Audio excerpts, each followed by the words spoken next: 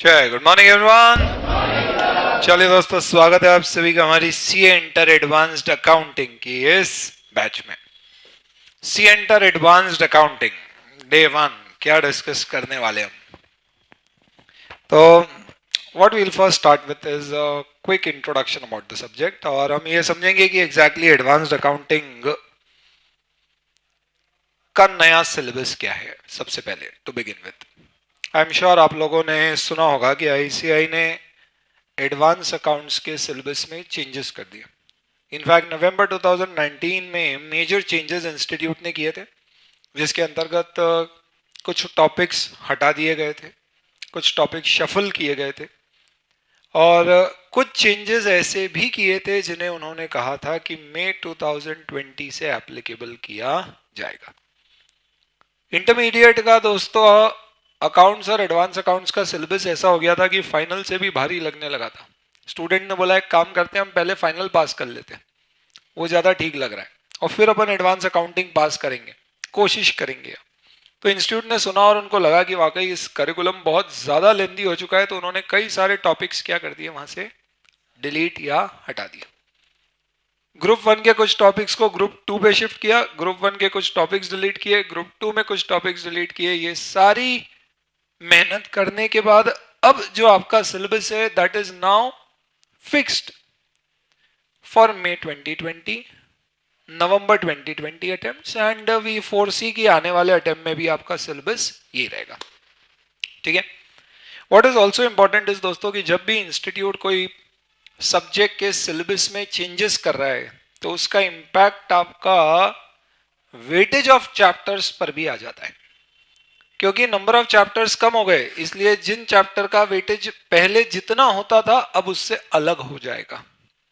Because of that, what is important in the day 1 of the class, we need to first take an introduction about the subject and understand कि अब आपके syllabus में क्या क्या चीजें हैं, exam का पेपर पैटर्न अभी तक कैसा था नवंबर 19 तक, और मई 20 ऑनवर्ड्स क्या होने की उम्मीद है, और अलग अलग आपके जो चैप्टर्स है उन पर्टिकुलर चैप्टर्स में किन चैप्टर का क्या वेटेज है, and then how are we going to study in terms of our sequence, duration, booklet, material, etc.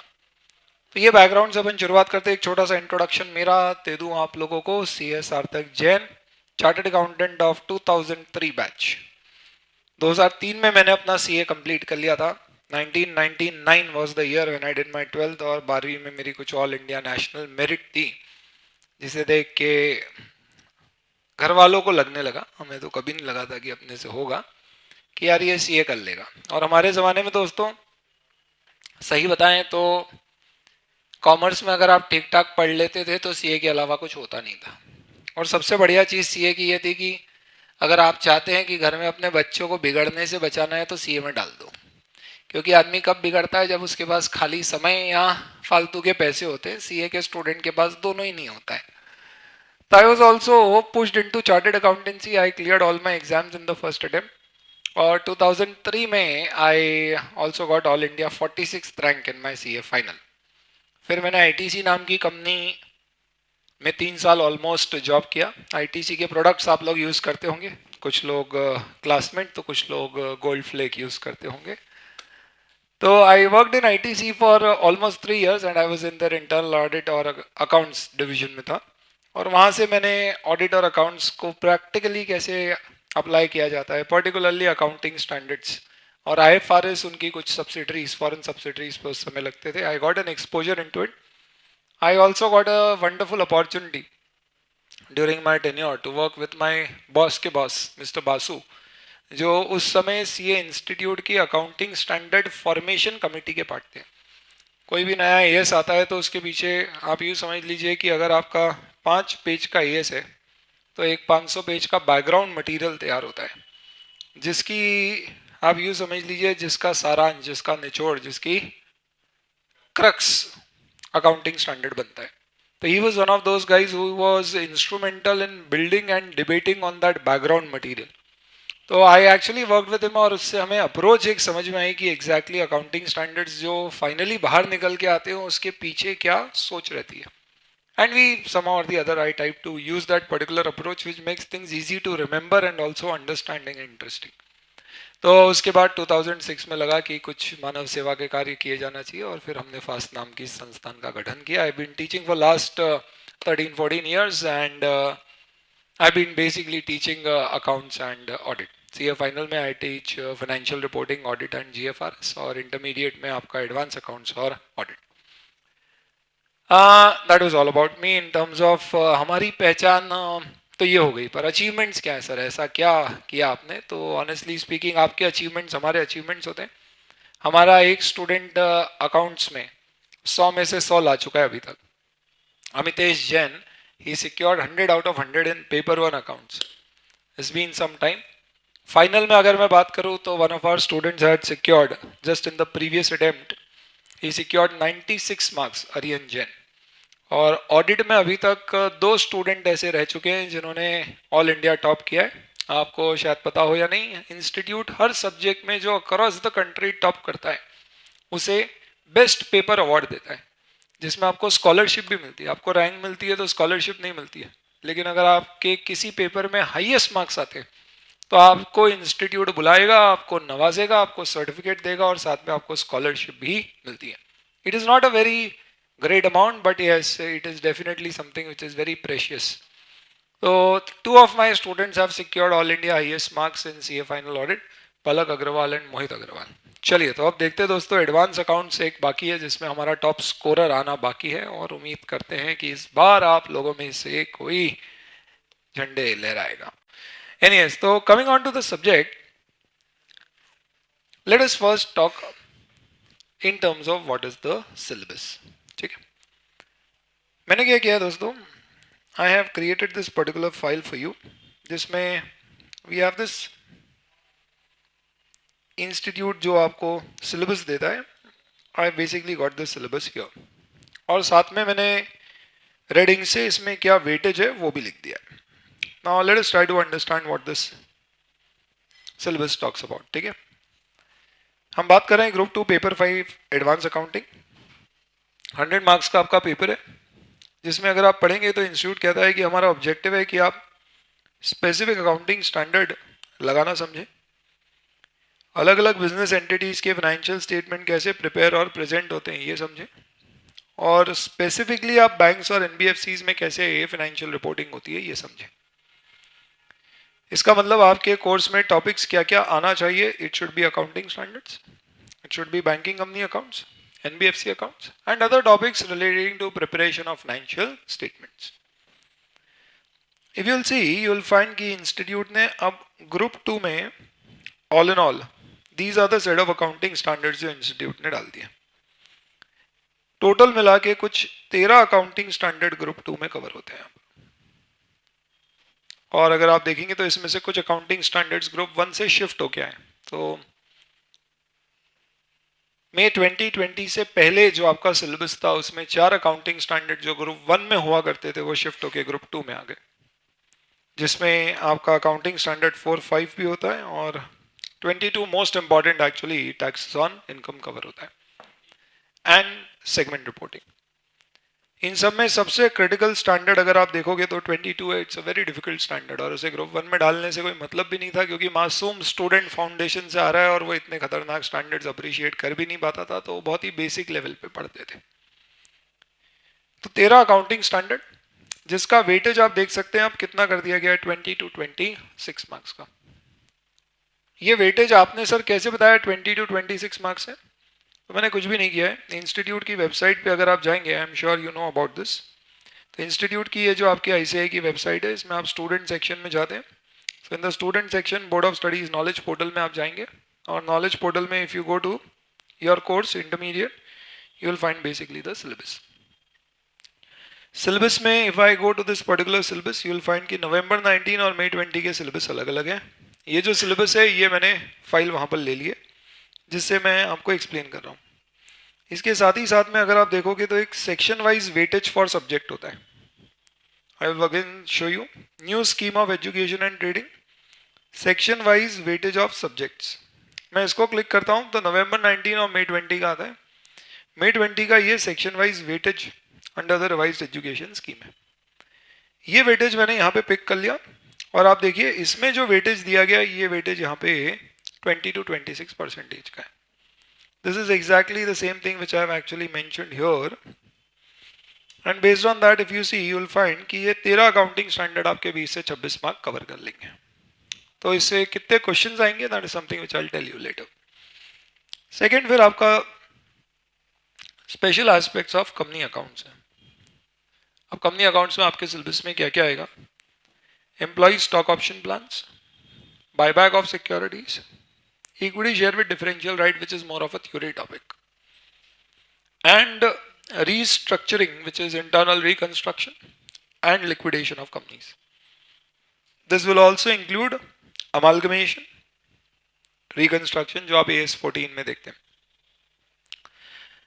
ये सब मिला के आपका सबसे ज्यादा वेटेज रखने वाला टॉपिक हो गया, which is 33 to 38%. इसमें पहले अगर आप देखें तो एक अंडर राइटिंग नाम का टॉपिक होता था जिसको अब हटा दिया गया, आपके कोर्स में ही नहीं है, और वो बिल्कुल ठीक है. क्योंकि अंडर राइटिंग की अकाउंटिंग रियल लाइफ में आपको करने में बहुत ही रेयरली यूज में आएगी. तो they have deleted that topic altogether. Then if I go to specific entities, तो आपके कोर्स में देयर आर 2 स्पेसिफिक एंटिटीज जिनकी अकाउंटिंग आपको करना है, बैंकिंग और एनबीएफसी, जिसका वेटेज मात्र 12 से 16% है. That's it, nothing much. यहीं अगर आप देखें दोस्तों, तो जो पहले आपका सिलेबस होता था उसमें आपके कोर्स में बैंकिंग, इंश्योरेंस और एनबीएफसीज एंड म्यूचुअल फंड्स होते थे, और इन चारों का मिला के ऑलमोस्ट 25 मार्क्स का वेटेज होता था.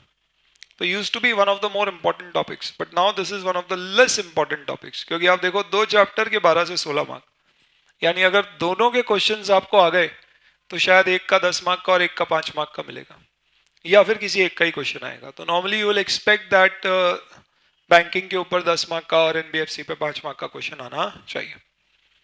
बट इसका वेटेज सिग्निफिकेंटली ड्रॉप हो गया है, और ये सही भी हुआ, क्योंकि बैंकिंग कंपनी में जब आप पढ़ते हो तो ये प्योर फॉर्मेट बेस्ड चैप्टर है, जिसमें आपको बेसिकली फॉर्मेट समझना है और उसको अप्लाई करना है. इसमें application of mind analysis tricks कम है in comparison to other chapters like company accounts and accounting standards. And then the highlight is basically this part of the syllabus, consolidated financial statement, जो new course में introduce किया गया. पहले ये CA final के old course में होता था फाइनल में. I was teaching CA final since 2006. 2006 से लेके दोस्तों 2017 तक ये वाला टॉपिक हमने कहाँ पढ़ाया? सीए फाइनल के अकाउंट्स के पेपर में, जिसे फाइनेंशियल रिपोर्टिंग कहते हैं. वहां से इसे हटा दिया गया और इंटर में डाल दिया गया, और वहां पे उन्होंने टॉपिक डाल दिया consolidation as per Ind AS. Consolidation brief में होता क्या है? होल्डिंग और सब्सिडी के फाइनेंशियल स्टेटमेंट्स को कंबाइन करके हम फाइनेंशियल स्टेटमेंट बनाते हैं. अपन उस पर बाद में आएंगे. तो उन्होंने वो टॉपिक वहां से शिफ्ट करके यहाँ डाल दिया, और न्यू कोर्स के अभी 3 अटेम्प्ट में अगर आप देखेंगे तो तीनों अटेम्प्ट में कंसोलिडेशन के ऊपर 10-10 मार्क के क्वेश्चन पूछे गए, और बहुत ही बेसिक लेवल के क्वेश्चन. अब आप देखिए कंसोलिडेशन का वेटेज कितना हो गया. They have increase the weightage of consolidated financial statement, plus one more topic they have added here, which is partnership form, जिसमें उन्होंने dissolution and primarily conversion to company and LLP शामिल किया है, जो आपके ग्रुप 1 में होता था. तो ग्रुप 1 के आपके बेसिकली ये डिसोल्यूशन ऑफ पार्टनरशिप फॉर्म्स और 4 अकाउंटिंग स्टैंडर्ड्स कहां से ग्रुप 1 से शिफ्ट हो गए, कहां आ गए? ग्रुप 2 में. और अगर आप वेटेज देखेंगे तो कंसोलिडेशन और पार्टनरशिप का मिला के 25 to 30% का वेटेज है. ठीक है. अगर अपन सारे वेटेज का दोस्तों टोटल लगाएंगे तो ये टोटल आप बताइए कितने मार्क्स का आएगा? तो if you see the weightage, आप देखिए यहाँ पे हमें कितने कितने मार्क्स का है. 20 to 26, 33 to 38, 12 to 16 and 25 to 30. Now if I total this up, what will this come out to? 90 to 110. यानी आपको एग्जैक्ट वेटेज दिया है या रफ है? रफ है. 90 से 110% या 10 से 110 मार्क्स. पेपर आपका कितने मार्क्स का आता है दोस्त? 120 मार्क्स. शाबाश. इनफैक्ट सही मायने में पेपर 124 मार्क्स का आता है, क्योंकि एक 20 मार्क्स का क्वेश्चन आपका ऑप्शन में होता है जिस कारण से आपके पास एक क्वेश्चन एडिशनल होता है छोड़ने के लिए जो आप चूज कर सकते हो, और आखिरी क्वेश्चन में एक 4 मार्क के या 5 मार्क के क्वेश्चन की इंटरनल चॉइस आती है। तो पेपर आता है 124 टू 125 मार्क्स का, जबकि वेटेज उन्होंने मैक्सिमम दिया है 110 मार्क का। यानी आप समझ जाइए इंस्टीट्यूट ने बड़ी चतुराई से क्या किया है, वो 15 मार्क का वेटेज यहाँ दिया ही नहीं है।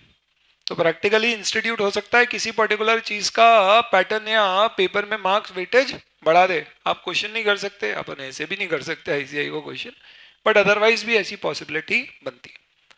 बट अगर अपन पास पैटर्न देखें तो इंस्टीट्यूट आप यूँ समझ लीजिए जो मार्क पैटर्न दिए हैं उससे 10% इधर उधर वेरी करता है, otherwise this pattern is kind of maintained by the institute. Are you getting my point? तो ये एग्जाम वेटेज के बेसिस पे अब आप बताइए दोस्तों आपकी पढ़ाई करने का तरीका क्या होना चाहिए, how should you focus amongst all these particular chapters? You please try to give me a strategy about it. तो ये स्ट्रैटेजी आप मुझे दीजिए, तब तक मैं कुछ नोटिंग करता हूँ आपके लिए। बताएं किसका डिस्कशन कर रहा हूँ मैं सबसे पहले? सिलेबस कब से इफेक्टिव है बेटा? ये सिलेबस मई 2020। सिलेबस को अगर मैं डिवाइड करूं तो कितने पार्ट्स में डिवाइड कर पाऊंगा? तो लेट अस से amongst the topics which I have, सबसे पहले क्या है?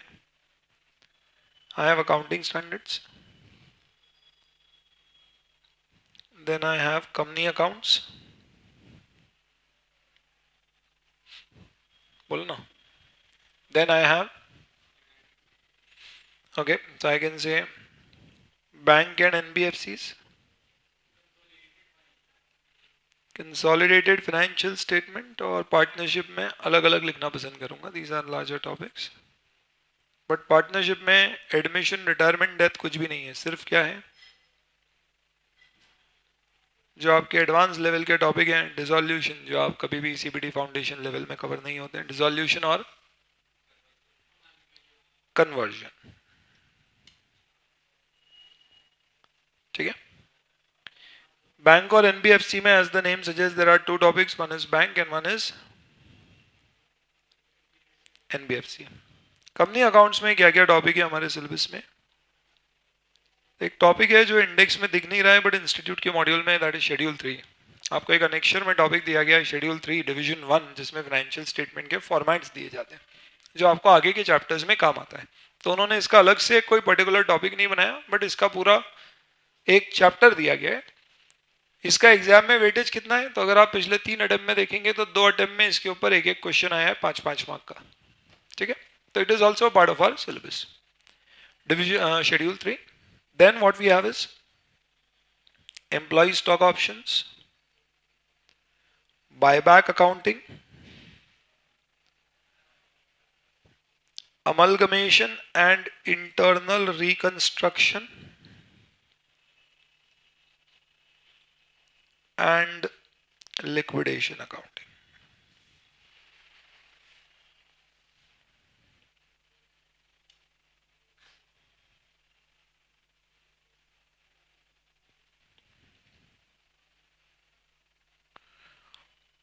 ठीक है, ये आपका घुमा फिरा के पूरा टोटल सिलेबस है।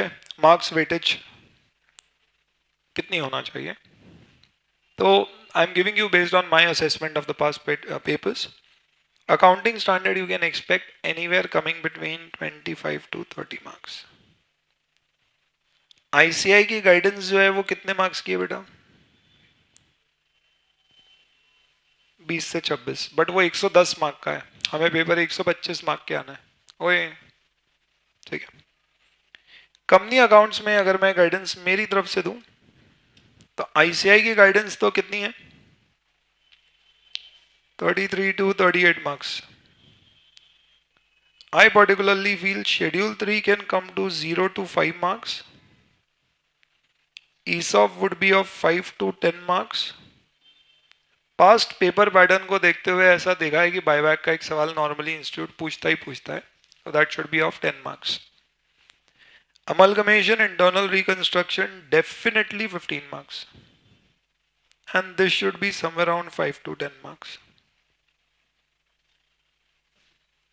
आया समझ में?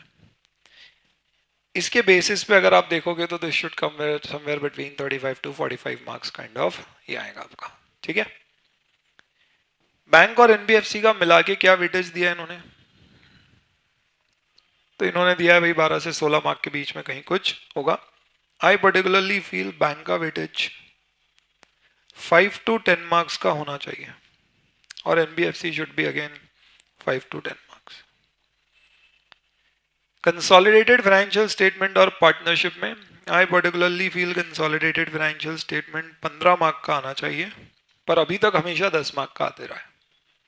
और पार्टनरशिप में टोटल सब मिला जुला के we should have 10 to 15 marks. This is as against the weightage which has been provided by whom? The ICI, which is more or less similar. 12 से 16 और 25 से 30,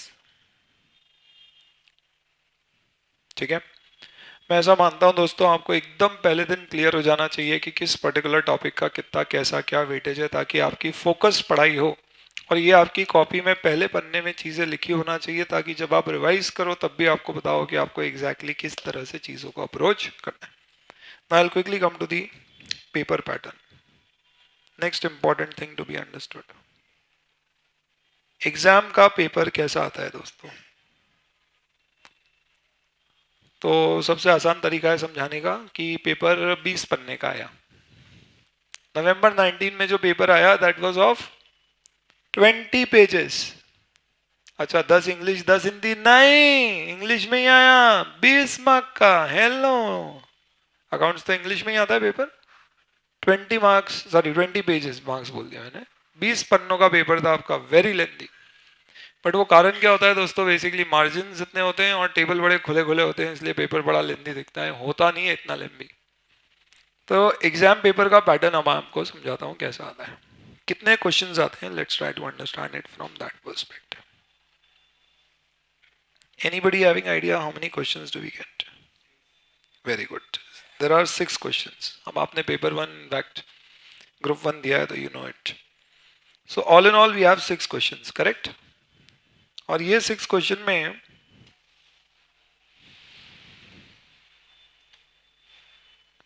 question number 1 is compulsory, very good.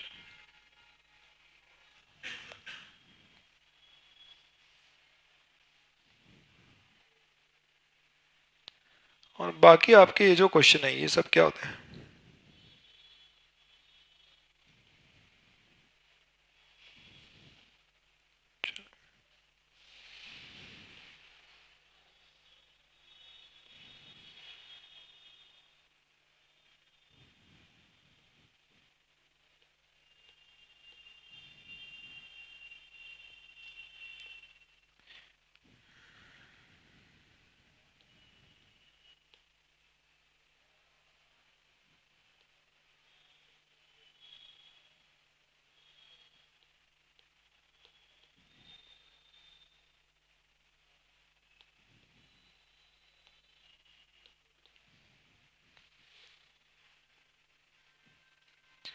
ये देखिए सब मिला के मेरे total 6 question हैं।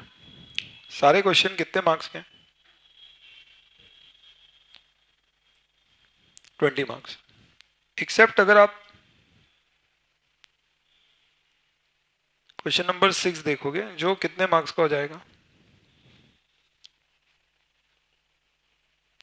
25 मार्क का।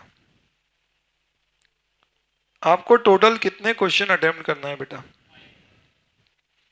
तो ये कंपलसरी है, इसमें आप एक छोड़ सकते हो। पहले क्वेश्चन में टोटल कितने सवाल आते हैं? 4।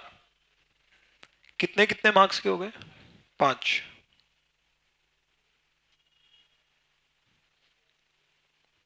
तो if I basically put a weightage here, 5, 5, 5, 5 and another 5। 4 question normally सब एएस के होते हैं। ओकेजनली ऐसा होता है कि इसमें एक आध क्वेश्चन किसी एनबीएफसी या इस तरह के कोई टॉपिक का डाल देते हैं ओकेजनली, जैसा नवंबर 19 में हुआ था, एक क्वेश्चन उन्होंने एनबीएफसी का पूछ लिया। इसमें 5 मार्क्स 4 क्वेश्चन, सेकेंड क्वेश्चन कैसा आएगा? अभी तक जो पैटर्न था मई 19 तक, उसमें सेकेंड क्वेश्चन में 10-10 मार्क के 2 क्वेश्चन आते थे, लेकिन नवंबर 19 से उन्होंने क्या किया, 15 मार्क का एक क्वेश्चन पूछा और 5 मार्क का एक क्वेश्चन पूछा। थर्ड क्वेश्चन में 15 मार्क्स का एक क्वेश्चन, 5 मार्क का एक क्वेश्चन, और फोर्थ और फिफ्थ क्वेश्चन उनने 10 मार्क के 2 सवाल पूछे, और आखिरी क्वेश्चन वापस से फिर 5-5 मार्क के 5 सवाल पूछे विद एन इंटरनल चॉइस, जिसमें से आपको करने कितने थे, एनी 4। सवाल ये उठा कि आपका जो सेकंड क्वेश्चन था, थर्ड क्वेश्चन था 15 मार्क वाले, उसमें 15 मार्क्स में किसके क्वेश्चंस पूछे जा सकते हैं। आप ये मान लीजिए कि आपका एक क्वेश्चन अमलगमेशन या इंटरनल रिकंस्ट्रक्शन का आएगा 15 मार्क्स वाला, बोलो, and another question of 15 marks could be relating to what? So now we predict कि it may be relating to consolidation और पार्टनरशिप, क्योंकि ये सबसे ज्यादा वेटेज वाले टॉपिक्स है। अभी तक कंसोलिडेशन 10 मार्क का आता था और पार्टनरशिप तो होता ही नहीं था कोर्स में, बट अब ऐसा लगता है। इनफैक्ट अभी अगर आप देखोगे तो आपको 15 मार्क्स के क्वेश्चन में अंडर राइटिंग के क्वेश्चन भी आ जाते थे, तो 10 से 15 मार्क के आ जाते थे कभी। आ रही है बात समझ में? तो in that sense things have changed. 10 marks वाला नॉर्मली आपका एक क्वेश्चन एनबीएफसी या बैंक से रिलेटेड होगा, तो यू कैन प्रेडिक्ट कि बैंक से रिलेटेड एक क्वेश्चन आना चाहिए, and then you may have another question of 10 marks which could be relating to buyback और ईसॉप। नॉर्मली अगर आप देखोगे ना दोस्तों, तो ईसॉप के जो सवाल होते हैं वो 5 मार्क के लिए ज्यादा आते हैं।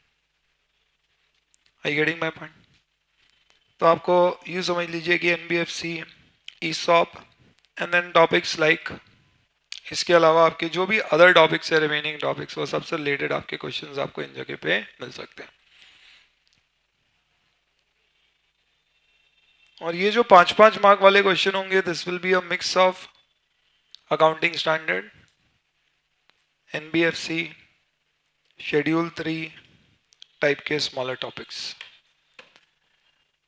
तब आपको एक चीज समझ में आ गई है दोस्तों इससे शायद, कि हमें ये बात तय कर लेना है कि 15 मार्क वाले क्वेश्चन हमारे किससे रिलेटेड होना चाहिए, कंपनी अकाउंट से रिलेटेड और कंसोलिडेशन पार्टनरशिप से रिलेटेड। बाकी हमारे सवाल जो होंगे वो 10 मार्क 5 मार्क के होंगे। ये सबसे आप बताइए नंबर ऑफ क्वेश्चंस टोटल कितने आ रहे हैं पार्ट वाइज, अगर मैं ऐड कर लूँ तो। यहाँ पे आप देखिए, हियर वी हैव 4 क्वेश्चंस, 2 2 2 2 5। तो सब मिला के आप बताइए एग्जाम में इंस्टीट्यूट कितने सवाल आपसे पूछ रहे हैं? 17 क्वेश्चंस। इसका मतलब इतने सारे वैरायटी वो आपसे कवर कर सकता है, इतने सारे टॉपिक्स वो आपके कवर कर सकता है।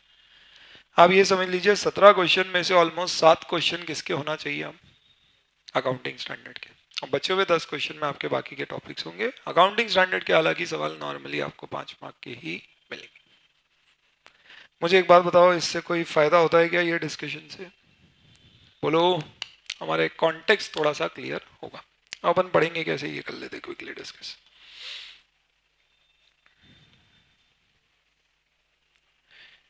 तो हमारा स्टडी पैटर्न क्या होगा? तो सबसे पहले दोस्तों we will start with our discussion on company accounts के हमारे जितने भी टॉपिक हैं, यानी schedule 3, ESOPs, buyback, and then will come to amalgamation, internal reconstruction and liquidation. ये हम पूरा एक सेट कवर कर देंगे कंपनी अकाउंट्स का। इससे फायदा ये है कि इसमें बैलेंस शीट, P&L, ये सब तरह की चीजें आ जाती है, which will help us to further go and study the chapter of consolidation. तो we'll first start with company accounts, then we'll go to consolidated financial statements, then we will move on to partnership, banking company accounts and NBFCs, accounting standard and others में हम लोग RTP, MTP, इस तरह की जो जो चीज़ें हमें देख लेना चाहिए अलग से, वो हम कवर कर लेंगे। तो more or less this is the sequence which we will follow. इसको पढ़ने के लिए मटेरियल क्या मिलेगा आपको, तो बुक्स जो आपको मिलेंगी वो क्या होंगी, one you will get a concept book. ये क्या है कॉन्सेप्ट बुक बेटा, जिसमें आपका 100% कॉन्सेप्ट्स कवर हो जाएंगे, which will help you to revise a day before exams. अभी क्या होता है, नॉर्मली आप अकाउंट्स पढ़ते होगे तो आप जब भी शुरू करते हो तो कॉन्सेप्ट्स कॉपी में लिखते हैं, अपन भी वैसे ही करेंगे। पर बाद में जब आप रिवाइज करते हो तो आप कॉपी घुमा वहाँ पे जहाँ जहाँ पे कॉन्सेप्ट्स होते हैं वो रिवाइज करते हो। कई बार क्या होता है, कोई कॉन्सेप्ट क्वेश्चन में आता है, कई बार कहीं एक नोट अजम्पशन कहीं आगे जाता है, एक जगह नहीं मिलता है, तो हो सकता है एग्जाम से पहले स्किप हो जाए। तो वो सारी चीज़ें आपको एक कॉन्सेप्ट नोटबुक में मिलेगा, जो एक बुक होगी जिसमें सारे कॉन्सेप्ट हर चैप्टर के ब्रीफ में बट 100% दिए जाएंगे। Then you will get a question bank, जो आपको नाम से ही समझ में आ गया क्या है। क्वेश्चन बैंक में क्या होगा दोस्तों, स्टडी मटेरियल के सारे क्वेश्चन, क्योंकि आपको मालूम है इंस्टीट्यूट ज़्यादातर सवाल वहीं से पूछता है, स्टडी मटेरियल के सारे क्वेश्चन होंगे, ओल्ड कोर्स के पीएम के क्वेश्चंस होंगे, जो मैंने यहाँ पे रेलेवेंट लगे इनकॉर्पोरेट कर लिया। सीए फाइनल ओल्ड कोर्स के कुछ क्वेश्चंस होंगे, क्योंकि मैंने देखा है पास में कई बार ऐसा हुआ है कि जो क्वेश्चन एग्जाम में फाइनल में आया बाद में उसको इंटरमीडिएट में वो टॉपिक से रिलेटेड, जैसे अकाउंटिंग स्टैंडर्ड में ऐसा कई बार हुआ है, तो that question is then asked in intermediate और आईपीसीसी। प्लस आरटीपी समझते हो आप, revision test paper institute exam से 2 महीने पहले निकालता है, और mock test paper institute exam से 1 महीने पहले कंडक्ट कराता है। इन सब का समावेश करके कुछ मेरे कॉन्सेप्ट बिल्डर क्वेश्चंस होते हैं। ये क्या होता है दोस्त, कोई कॉन्सेप्ट को समझाने के लिए हमें क्वेश्चंस की जरूरत पड़ेगी, तो दोस्त आर कॉन्सेप्ट बिल्डर क्वेश्चंस जो अपने को किताब में मिलेंगे। ये पूरा कर लेने से you can be rest assured कि आपकी 100% क्वेश्चंस की कवरेज क्लास में हो जाएगी, आपको अलग से कोई मटेरियल रेफर नहीं करना है। कभी आपकी इच्छा हो गई कि मुझे मटेरियल रेफर करना है, किसका, इंस्टीट्यूट का, क्योंकि एग्जाम में तो उसके क्वेश्चन आते हैं तो मैं छोड़ के नहीं जा सकता, तो मैं आपको पूरा रेफरेंसर दूंगा एक एक्सेल फाइल में कि इंस्टीट्यूट के इस चैप्टर में टोटल इतने क्वेश्चन है, जिसका क्वेश्चन नंबर 1 2 3 4 इस टॉपिक पर है, और वो हमारी किताब का ये वाला क्वेश्चन है, ताकि आपको एक रेस्ट एश्योरेंस रहे कि एक एक क्वेश्चन कवर हो चुका है। और फिर भी आपकी इच्छा है मटेरियल के क्वेश्चन देखने की तो आप पलटा के देख सकते हैं। तो इनफैक्ट मैं खुद भी क्या करता हूँ इंटरनली, मेरे लिए I keep a marking like this.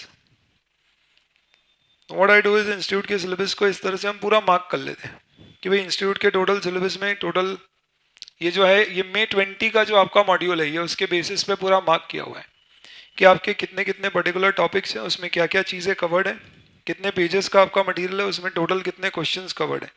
ये जो आप पिंक कलर में देख रहे हैं, these are all the questions, ये सब किस में इनकॉर्पोरेटेड है, अपनी क्वेश्चन बैंक में। तो इस तरह की आपको प्रॉपर एक लिस्टिंग मिल जाएगी, so that you can be rest assured we are covering everything.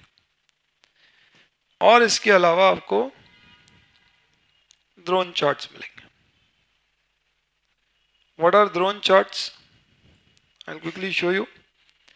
Accounting standard में दोस्तों, क्योंकि अब वेटेज बहुत बढ़ गया है, इसलिए we are going to do, in fact we are going to have a very great emphasis on the accounting standard। और ये जो आप रंग बिरंगे नोट्स देख रहे हैं दोस्तों, ये किसी के नहीं है, ये आपके हैं।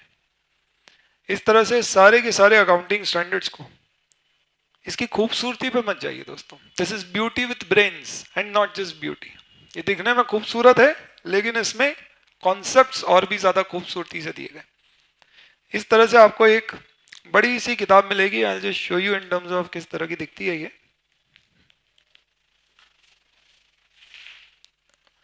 तो ये इस साइज की कुछ आपकी किताब होगी, और इसमें आपको इस तरह के ऐसे रंगीन चार्ट्स मिलेंगे। इससे क्या कवर हो जाएगा आपका, सारे अकाउंटिंग स्टैंडर्ड। तो ये इसका पूरा कंटेंट भले ही अपन क्लास में लिखें, जो वो अपन लिखें आप या ना लिखें, A to Z everything would be covered there. ये जो किताब है इसमें फर्स्ट और सेकंड ग्रुप दोनों के अकाउंटिंग स्टैंडर्ड कवर्ड है। ऑब्वियसली हम एडवांस अकाउंट्स में सेकंड ग्रुप वाले डिस्कस करेंगे। Question bank will have the questions for accounting standard, but this book will be, you can say कि concept book will not cover concepts of accounting standard, क्योंकि accounting standard में हम सिर्फ concept cover नहीं करेंगे, हम सब कुछ कवर करेंगे। इसका कारण भी समझना, इंस्टीट्यूट में अगर आप कभी जाएंगे इंस्टीट्यूट की साइट पे, तो इंस्टीट्यूट क्या करता है, एग्जामिनर कमेंट्स देता है, समझते हो क्या? हर पेपर के बाद इंस्टीट्यूट ये बताता है कि इस पर्टिकुलर पेपर की जब हमने चेकिंग करी तो एग्जामिनर ने क्या कमेंट्स दिए, समझा? इंटरमीडिएट कोर्स ग्रुप 1 ग्रुप 2 नवंबर 18 मई 18 एग्जामिनर कमेंट्स, इस तरह से ये कमेंट्स देते हैं।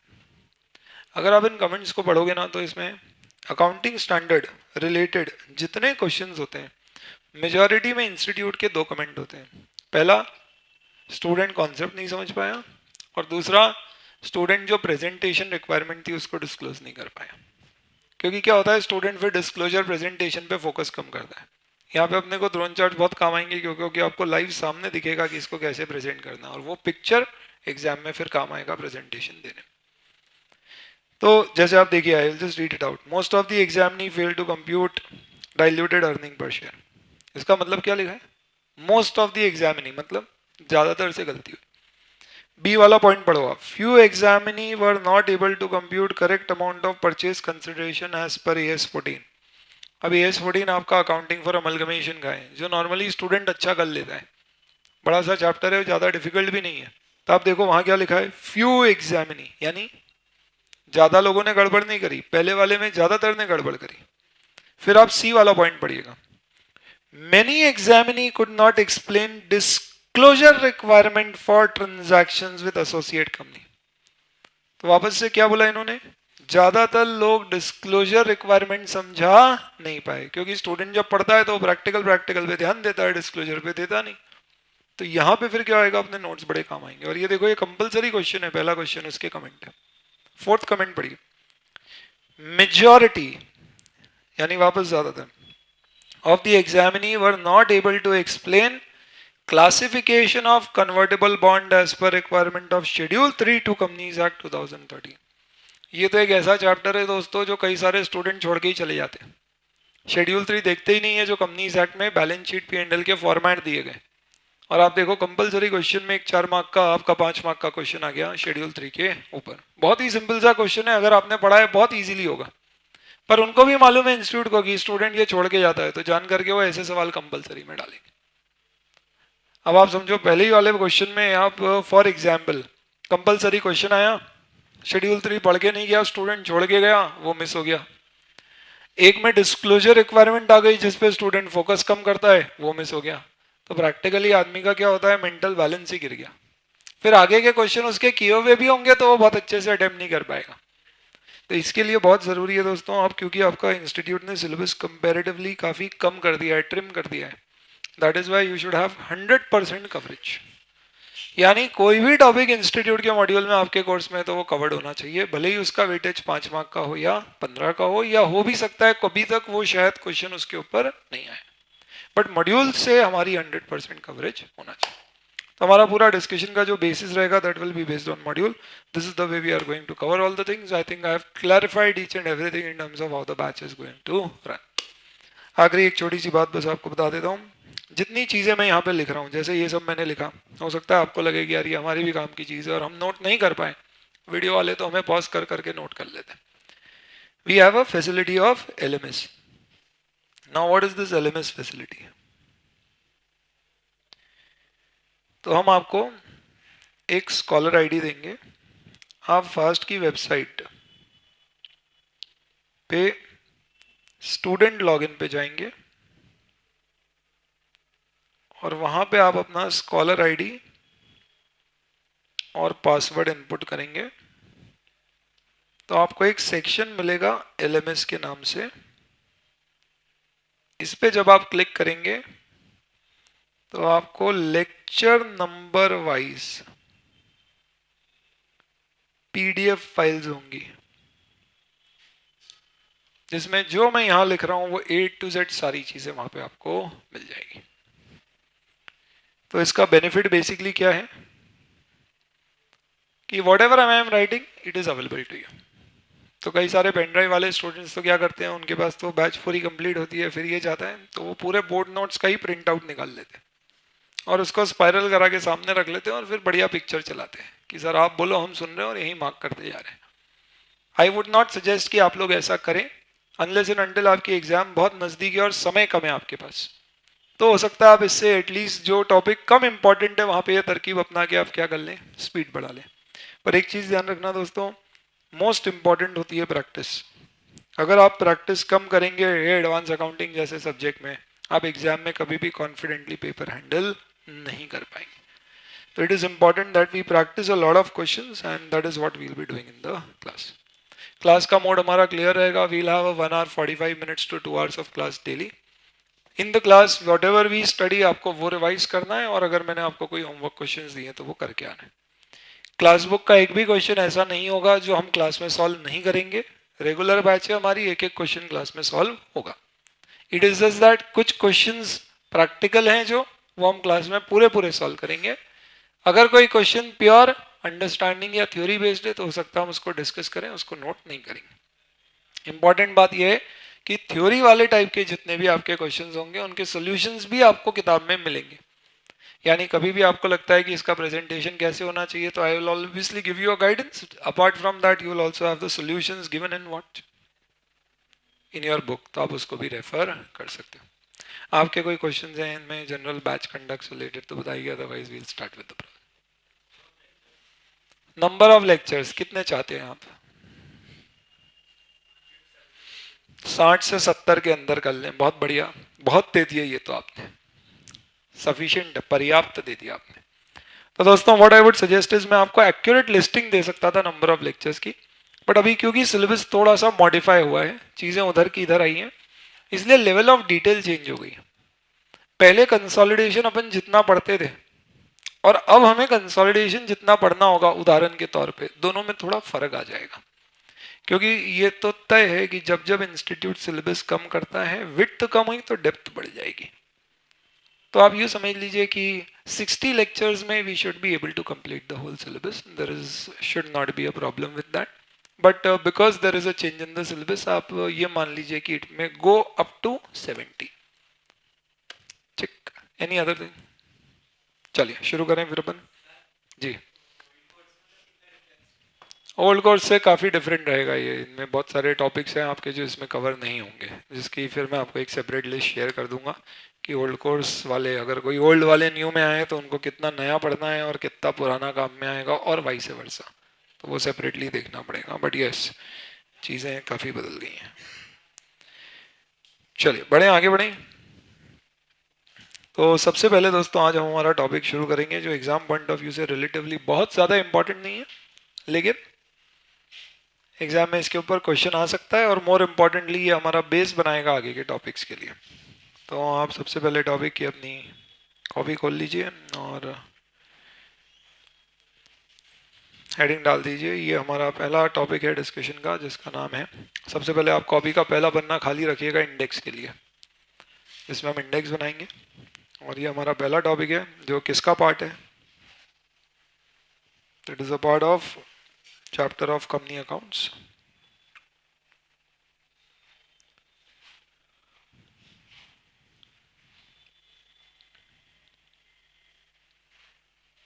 शेड्यूल 3। What is schedule 3?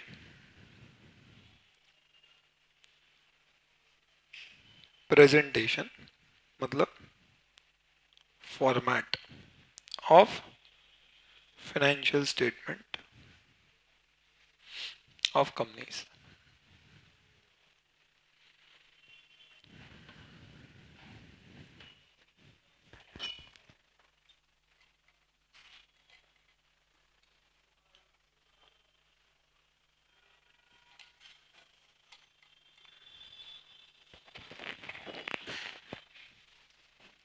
ठीक है, टॉपिक का हमारा लेवल इजी है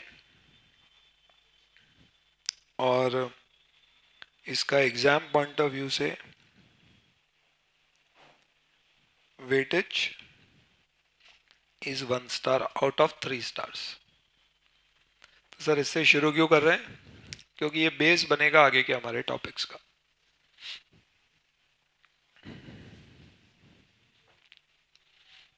ठीक है, क्या इसका क्वेश्चन कंपलसरी क्वेश्चन में आ सकता है?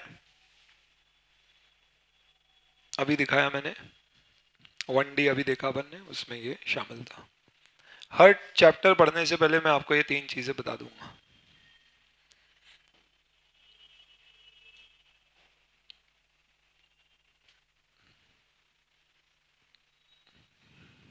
चलिए,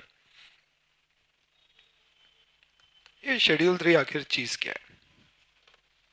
मटेरियल आप जो इसके लिए देखेंगे, इस तरह की आपके पास कॉन्सेप्ट नोटबुक है, C inter advance accounting schedule 3 division 1 AS based financial statements. ये अपन इस पे आते हैं, डिस्कशन करते हैं। पहले आप बताइए शेड्यूल 3 होता क्या है? यस, बोलो। फॉर्मेट ऑफ फाइनेंशियल स्टेटमेंट, बहुत बढ़िया। ये आपने बताया या ये आपने पढ़ दिया? बताया। कहां दिया है ये फॉर्मेट? कंपनीज एक्ट के अनेक्षर में। तो क्या ये एक्ट का पार्ट होता है? क्या ये मैंडेटरी है फॉलो करना?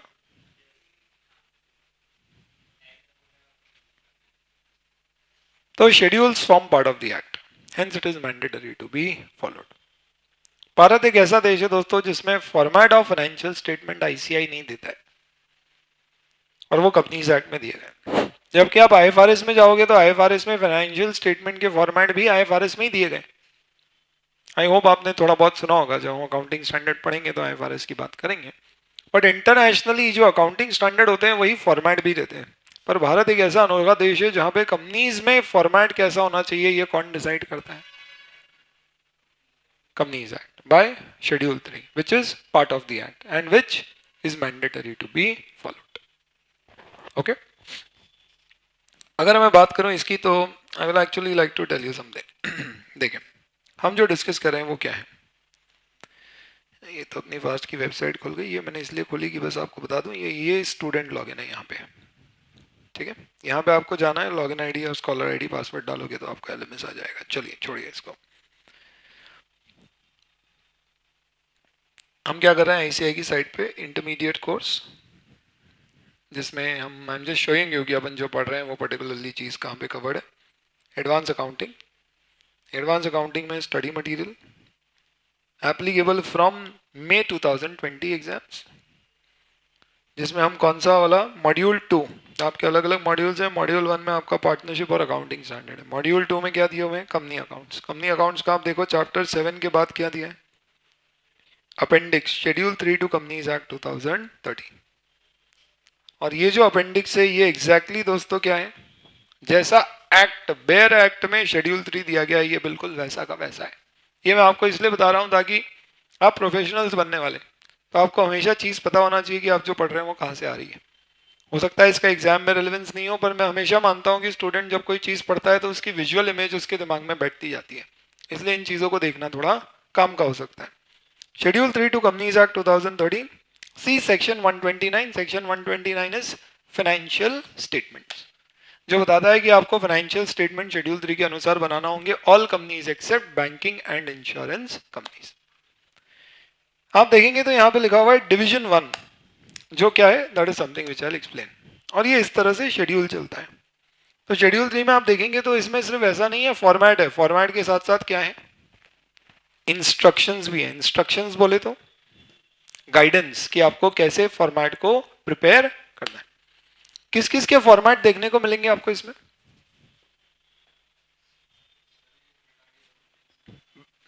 बैलेंस शीट और statement of profit and loss. Cash flow statement का कोई फॉर्मेट नहीं है, नोट्स टू अकाउंट्स के फॉर्मेट होते नहीं है। और कभी आपने सुना हो, I don't know, company law में statement of changes in equity, right, तो वो डिवीजन 1 में नहीं होता है, वो मैं अभी आपको बताऊंगा। मैं बस एक बार क्विकली आपको ये दिखा रहा हूँ। तो ये इस तरह से फॉर्मेट दिया हुआ है पूरा बैलेंस शीट का, और फिर इंस्ट्रक्शंस दिए हैं कि भैया आप बैलेंस शीट बनाओगे तो इन बातों का ख्याल रखना। आप बताओ इसके बाद इंस्ट्रक्शंस के बाद अब आपको किसका फॉर्मेट दिखेगा? Statement of profit and loss. तो ये आपका पार्ट 2 कहलाता है। पार्ट 1 किसका फॉर्मेट है? बैलेंस शीट, और part 2 statement of profit and loss. और फॉर्मेट के बाद में आपको क्या देखने को मिलेंगे? General instructions for preparation of statement of profit and loss. Format, instruction, format, instruction. जी, स्टेटमेंट ऑफ P&L और P&L अकाउंट अलग अलग होते हैं क्या, बताओ चलो क्विक। नाम में ही आपको फर्क दिख जाएगा। P&L अकाउंट है यानी दो साइड होगी, एक को डेबिट और एक को क्रेडिट कहेंगे।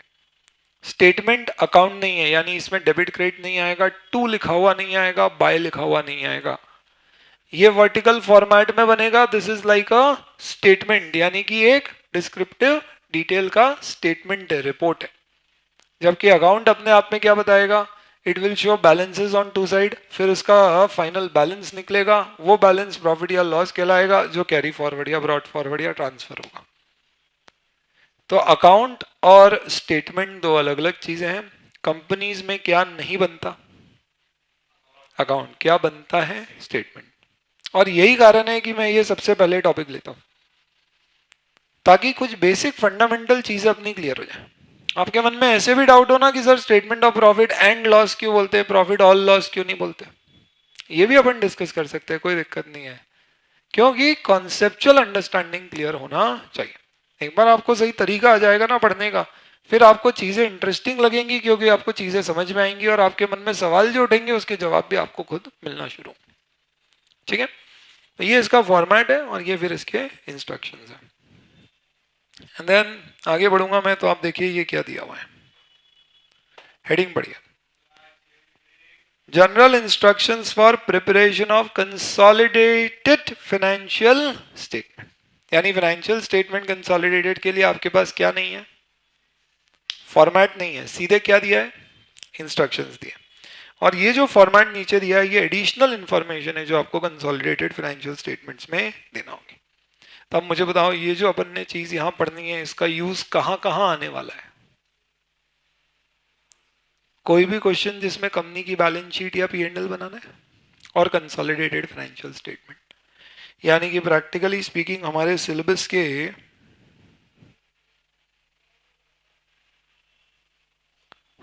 के कंपनी अकाउंट्स के टॉपिक और कंसोलिडेशन के टॉपिक, इन दोनों में ये जो डिस्कशन हम कर रहे हैं ये काम आएगा, इसलिए हम इससे शुरू कर रहे हैं।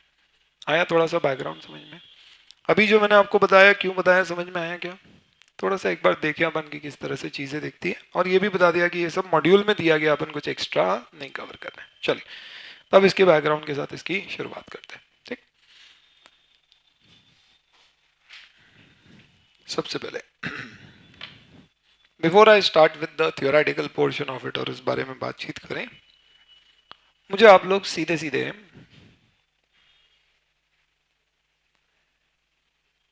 बैलेंस शीट का फॉर्मेट कैसा है ये बताइए।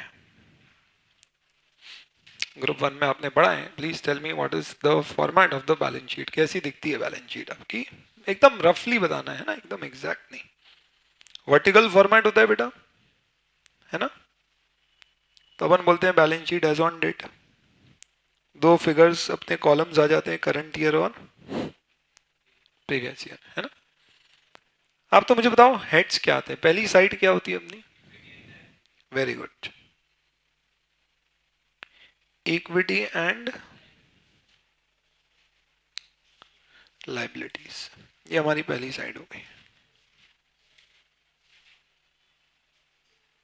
ठीक है, बढ़िया। चलिए इसके अंदर फिर क्या आता है बेटा, फिर क्या आता है, share application money pending allotment, है ना बेटा। इसके बाद क्या आता है, वेरी गुड, एनसीएल लिख देता हूं, नॉन करंट लाइबिलिटी और करंट लाइबिलिटी। फिर अपनी कौन सी साइड आ जाती है, शाबाश, असेट साइड में बेटा क्या होता है, यही होता है। अच्छा, नॉन करंट एसेट, आप फिक्स एसेट बोल रहे थे तो बोल ही दो अब, नॉन करंट एसेट किस में आते हैं, तो नॉन करंट एसेट्स के अंदर फिर आपको अंदर फिक्स एसेट, जिसको आजकल अब फिक्स एसेट की जगह PP, very good, property plant equipment, क्योंकि आपका एस 10 चेंज हो गया ना, तो शेड्यूल 3 में भी अमेंडमेंट हुआ है, तो अब इसको फिक्स एसेट के साथ साथ प्रॉपर्टी प्लांट इक्विपमेंट भी कहते हैं, टेंजिबल इंटेंजिबल जो भी है। ठीक है, तो फिक्स एसेट के अंदर then we will find tangible intangible, ऐसे होता है। तो इस तरह से आपके बहुत सारी चीजें आएंगी। ठीक बात है। मुझे एक बात बताओ, ये जो फॉर्मेट आपने बैलेंस शीट का बनाया है ये किस में यूज करते हो अपन? पर क्या आपने पार्टनरशिप्स में भी कभी बैलेंस शीट बनाई है? वो कैसी होती है? Very good. तो यहां पे जो फॉर्मेट होता है हमारा बैलेंस शीट का ये थोड़ा सा अलग होता है, हॉरिजॉन्टल चलता है, जिसमें राइट हैंड साइड पे क्या आते हैं? असेट्स। चलो नाम बताओ असेट के। हेडिंग्स क्या क्या रहती है नॉर्मली? एक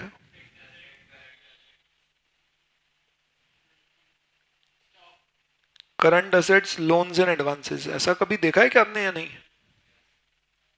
है ना? एक कभी पहले मिसलेनियस एक्सपेंडिचर पढ़ा हो आपने? नहीं? डेफर्ड, ये सब कुछ पहले होता था। चलिए इधर क्या आता है?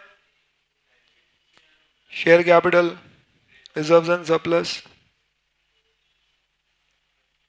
सुना है क्या कभी? Secured loan, unsecured loans, current liabilities and provisions, ऐसी चीजें आती है। और नीचे कंटिजेंट लाइबिलिटी आती है। कुछ समझ रहे हो? ये फॉर्मेट पार्टनरशिप में भी था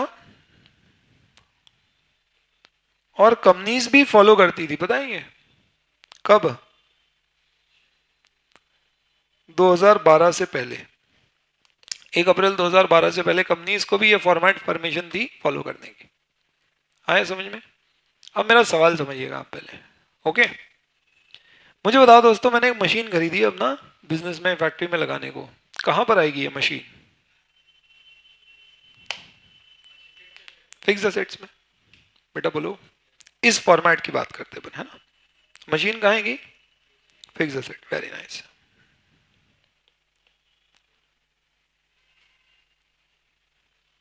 सही बात है ना? बोलो।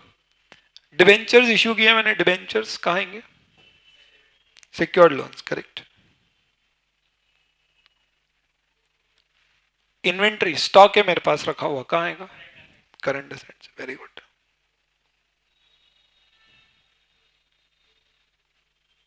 शेयर खरीदे मैंने दोस्तों, किसी कंपनी के शेयर खरीदे, इन्वेस्टमेंट।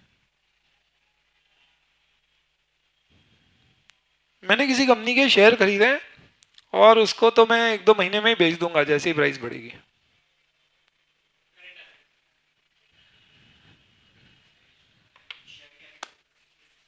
शेयर खरीदे बेटा मैंने किसी कंपनी के, मेरे शेयर इशू करता तो शेयर कैपिटल में आता, मैंने खरीदे किसी के शेयर।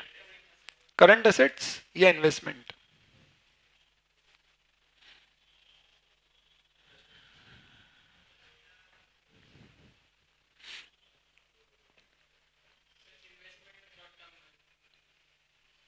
इन्वेस्टमेंट में शॉर्ट टर्म करके मैंने बैंक से वर्किंग कैपिटल लोन लिया है, सुना है क्या आपने? सीसी लिमिट सुनी होगी ना, cash credit loan. Working capital loan लिया है जिसमें मैंने अपने स्टॉक को गिरवी रख के लोन लिया है। कहाँ दिखाऊं? सिक्योर्ड लोन या करंट लाइबिलिटी?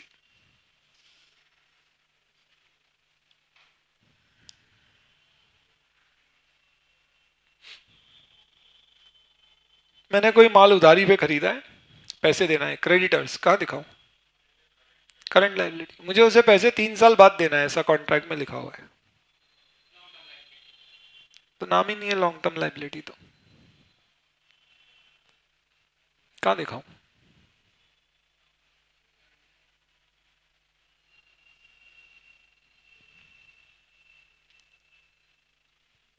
करंट लाइबिलिटी में दिखाऊं या नहीं दिखाऊं? नहीं, क्यों? 3 साल बाद देना है पैसे। तो क्या अनसिक्योर्ड लोन दिखा दूं? वो भी गलत हो जाएगा क्योंकि लोन तो है ही नहीं, उधार है। क्रेडिट और लोन में फर्क होता है, पैसे लेते हैं तो लोन, उधारी पे माल खरीदते हैं तो क्रेडिट।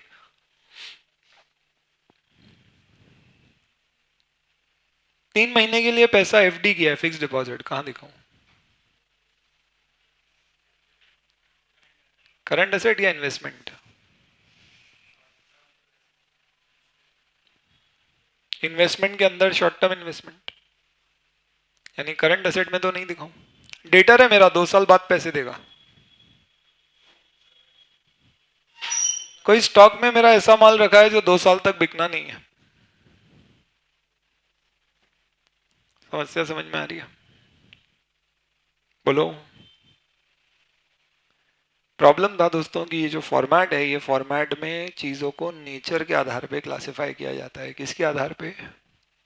नेचर, ना कि लिक्विडिटी के आधार पे। इसलिए क्रेडिटर हमेशा करंट लायबिलिटी में आएगा, फिर वो 3 महीने का हो या 3 साल का।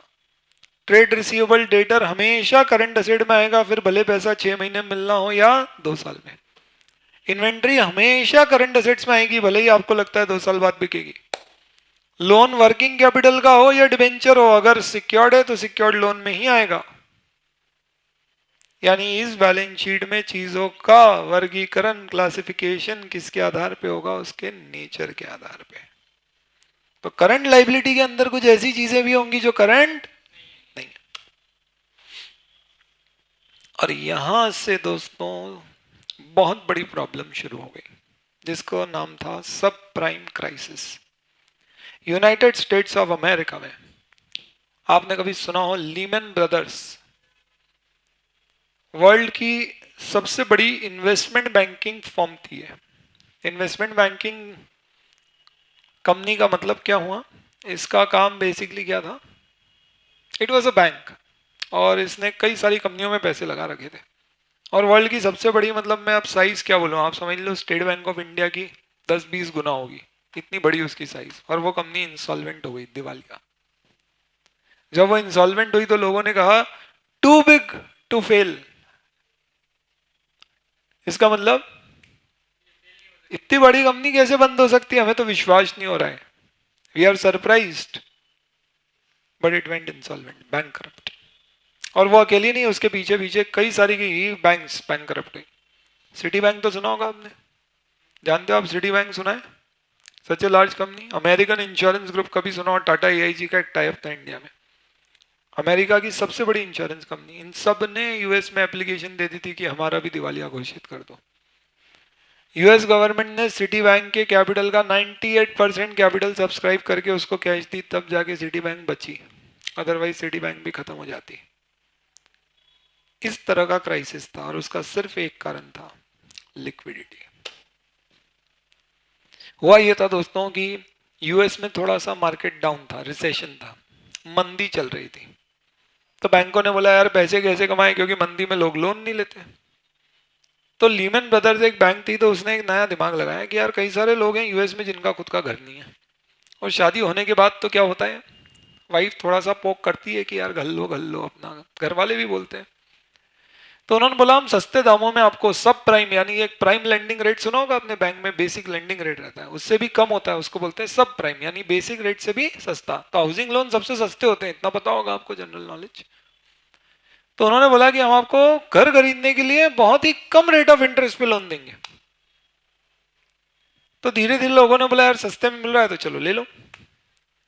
और उन्होंने सिर्फ एक चीज देखी कि यार प्रॉपर्टी जो वो खरीद रहा है वो है 10 करोड़ की, और अगर लोन की वैल्यू है से फॉर एग्जाम्पल 6 करोड़, लोन दे दो कोई फर्क नहीं पड़ता, क्योंकि आदमी नहीं भी रीपे करेगा तो अपन प्रॉपर्टी जब्त करके पैसे रिकवर कर लेंगे।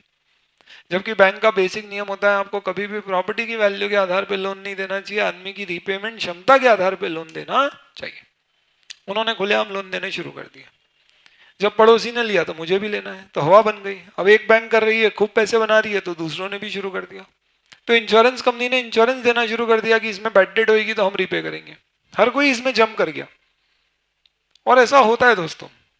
जैसे कि फॉर एग्जाम्पल आज की तारीख में आप देखोगे ई कॉमर्स, ई रिटेल का ऐसा ही है, हर कोई इसमें आ रहा है। एक समय पहले ऐसी आईटी का होता था, रियल एस्टेट का होता था। 5-10 साल पहले कभी आपने रेडियो सुना हो तो रेडियो में आपको बीच बीच में गाने सुनने को मिलते थे, बाकी पूरे समय ऐड ही चलते रहते थे, गाने तो बीच में आते थे कभी कभी।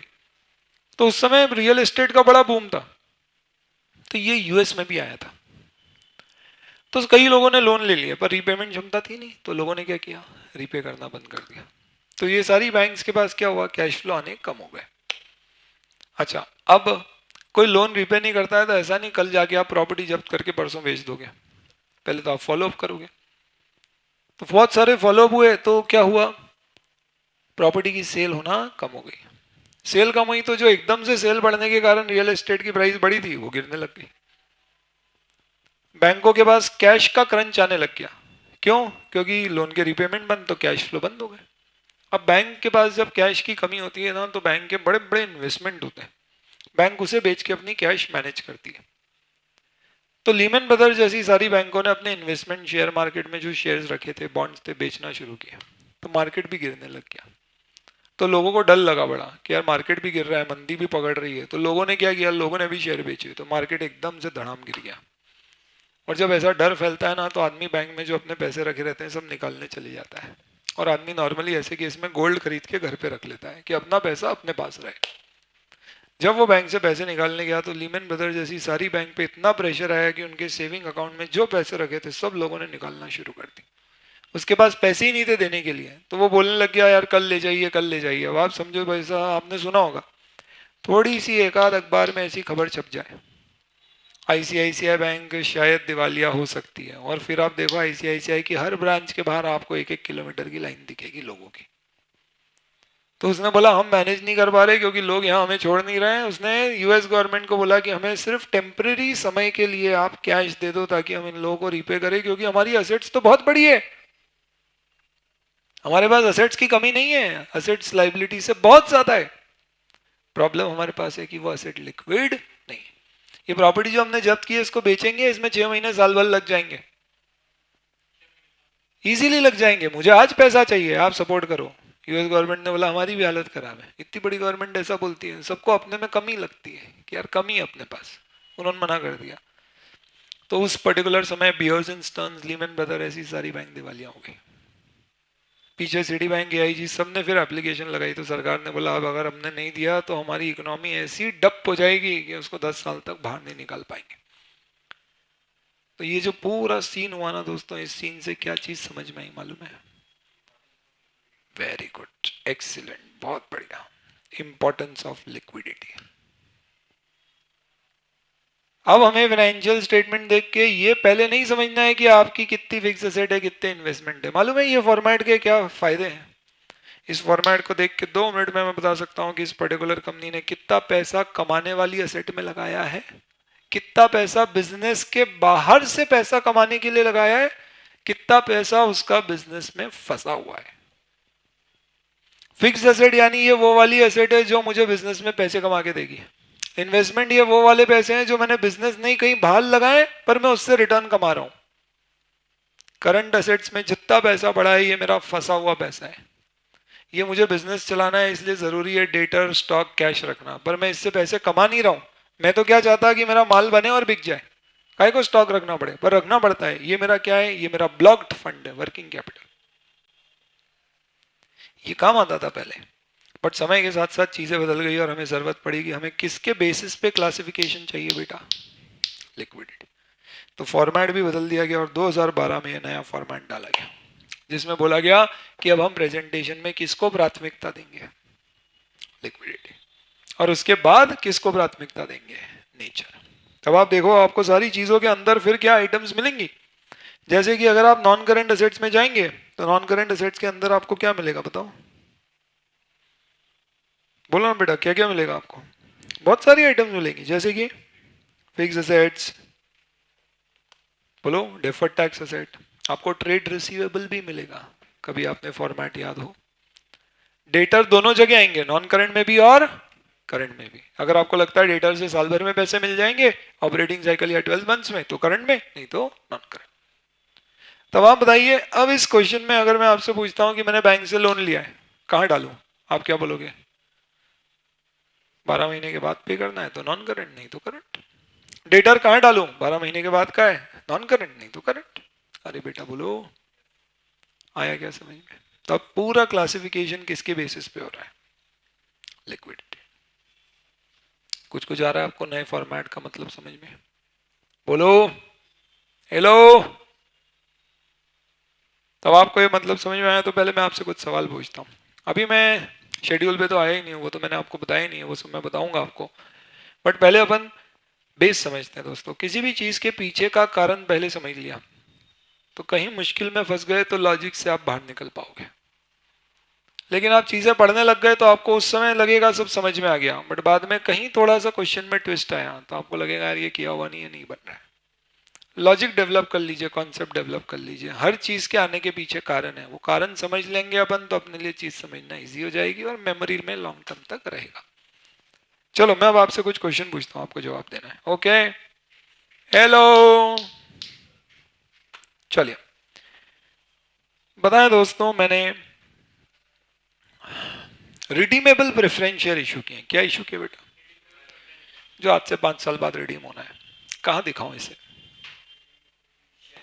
शेयर कैपिटल, शाबाश। 4 साल बीत गए, बस अब अगले साल ये रीपे करने हैं मुझे, अगले 10-11 महीने में रीपेमेंट डेट है इसकी। कहाँ दिखाऊं? करंट लाइबिलिटी या शेयर कैपिटल?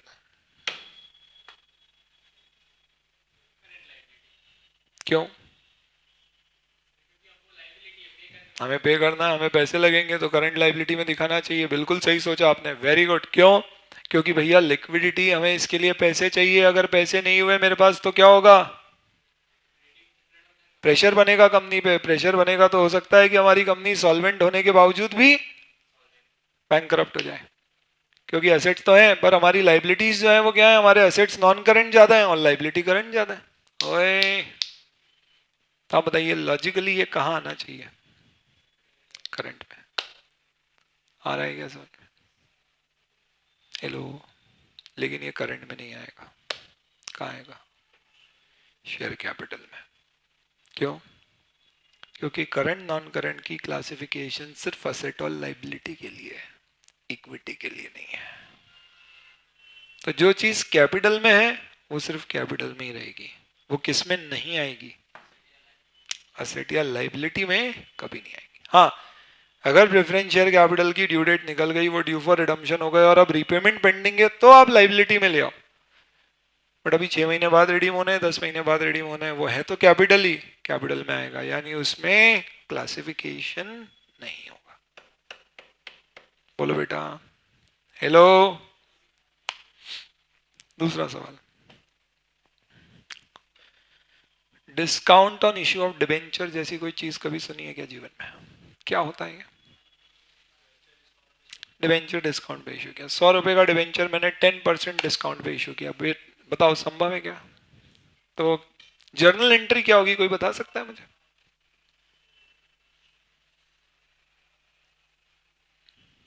100 का डिबेंचर 10 रुपए डिस्काउंट पे इशू किया है, बैंक अकाउंट कितने से डेबिट होगा बेटा? 90। Discount on issue of debenture कितने से डेबिट होगा? 10।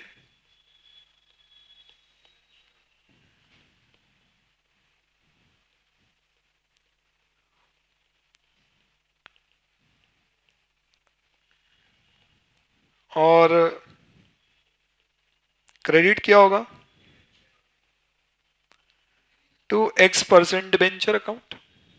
बोलो, 100 रुपए से ये लाइबिलिटी है। बोलो, ये आपकी से फॉर एग्जांपल 5 इयर्स में रिडीम करना है, तो ये किस में दिखेगी? बैलेंस शीट में बेटा, ये कहाँ जाएगा ये पूछ रहा हूँ। तो ये आपका नॉन करंट लाइबिलिटी में क्या आ जाएगा बेटा? डिबेंचर कितने का? करंट असेट्स में क्या आ जाएगा आपके पास? बैंक कितना? अब बैलेंस 10 रुपए का ये बचा, ठीक है। समझो इस साल मैंने कोई राइट ऑफ नहीं किया, अगले साल से मैं 2-2 रुपए राइट ऑफ करूंगा, ऐसे ही होता है? कैसे होता है? 5 साल का डिबेंचर ईयर एंड पे इशू किया था, तो अब ये 10 रुपए का क्या करोगे, थोड़ा बताओगे क्या? P&L में कितना खर्चा जाएगा? 2 रुपीज एवरी ईयर। तो अभी 10 का 10 पड़ा है, अगले साल से P&L में डालेंगे। मेरा सवाल है ये 10 मैं कहाँ शो करूं? बैलेंस शीट में। बेटा ये डेबिट बैलेंस है और अभी P&L में डाला नहीं है, तो ये कौन सी साइड आना चाहिए आप बताओ? इक्विटी या लाइबिलिटी या असेट साइड? असेट साइड आएगा। अरे यार, असेट्स में किस में दिखाऊं, मैं ये पूछ रहा हूँ। नॉन करंट असेट्स के अंदर दिखाऊं?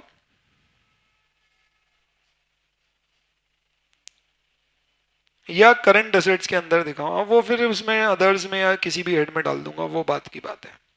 पहले ये बताओ कहाँ दिखाऊं बेटा।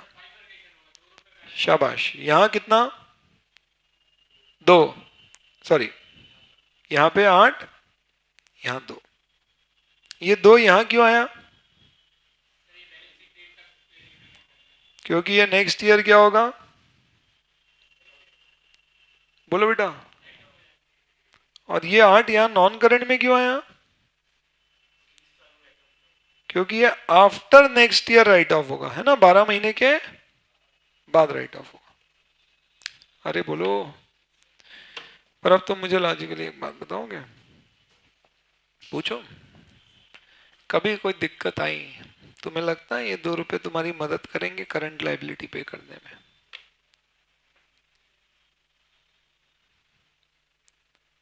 लगता है तुम्हें ये 2 रुपए तुम्हारी मदद करेगा करंट लाइबिलिटी पे ऑफ करने में? जल्दी बोलो, हैं, बोलो, यस और नो, यस और नो। नहीं करेगा। तो अगर आप इसे करंट एसेट में दिखा दोगे तो आपकी एसेट ज्यादा दिखेगी करंट, तो आपको लगेगा रीपे कर दोगे लाइबिलिटी, पर कर तो पाओगे नहीं। सही है या गलत है?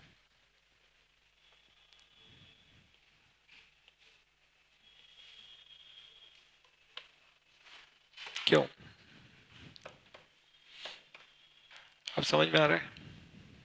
लॉजिकली बताओ ये सही है या गलत, अभी छोड़ो कि शेड्यूल 3 क्या बोलेगा, लॉजिकली क्या होना चाहिए ये बताओ।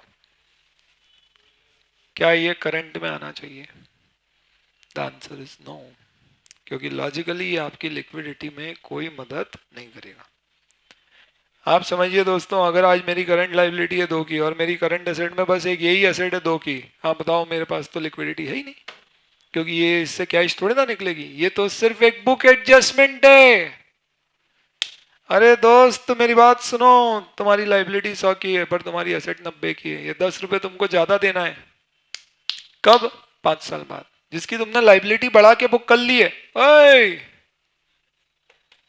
लाइबिलिटी तुमने बढ़ा के बुक कर दी है इसलिए 100 करी, जबकि पैसे 90 ही आए। पर ये 10 रुपए प्रैक्टिकली एक चीज समझिए, ये तुम्हारी मदद थोड़ी ना करेंगे कुछ पे करने के लिए। इसका मतलब क्या हुआ दोस्तों, मैं ये करंट नॉन करंट का क्लासिफिकेशन एवं ही अपने कॉमन सेंस से नहीं कर पाऊंगा, मुझे इसके लिए गाइडेंस चाहिए। मेरे सामने 2 उदाहरण आ गए, एक प्रेफरेंस शेयर का आ गया, ये डिस्काउंट वाला आ गया। ऐसे आप बोलो तो मैं 2 और ले लूं, रहने दो सर ज्यादा हो रहा है। What I'm trying to say is current और non current का classification cannot be decided based on what? Our own logics. We need some kind of what?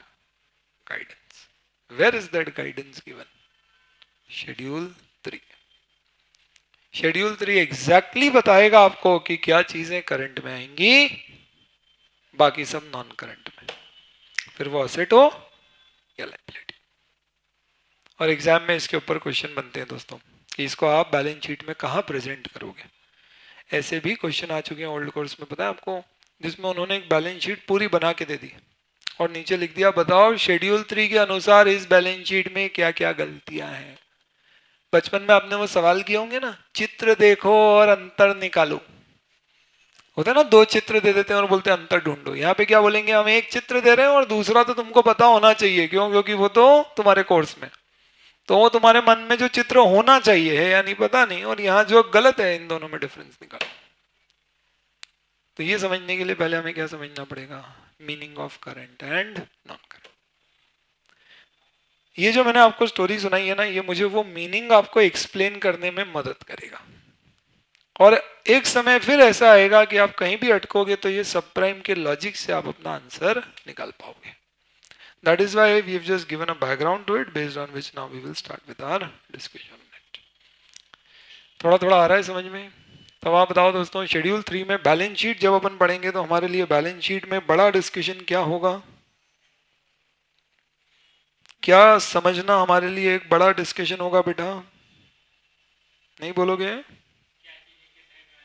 Current और नॉन करंट का क्लासिफिकेशन कैसे किया जाएगा, वापस बोलो, करंट और नॉन करंट का क्लासिफिकेशन कैसे किया जाएगा। और ये किसके लिए इंपॉर्टेंट है, बैलेंस शीट या P&L? बैलेंस शीट, क्योंकि प्रॉफिट एंड लॉस में करंट नॉन करंट नहीं होता, सिर्फ किस में होता है, एसेट और लाइबिलिटी में।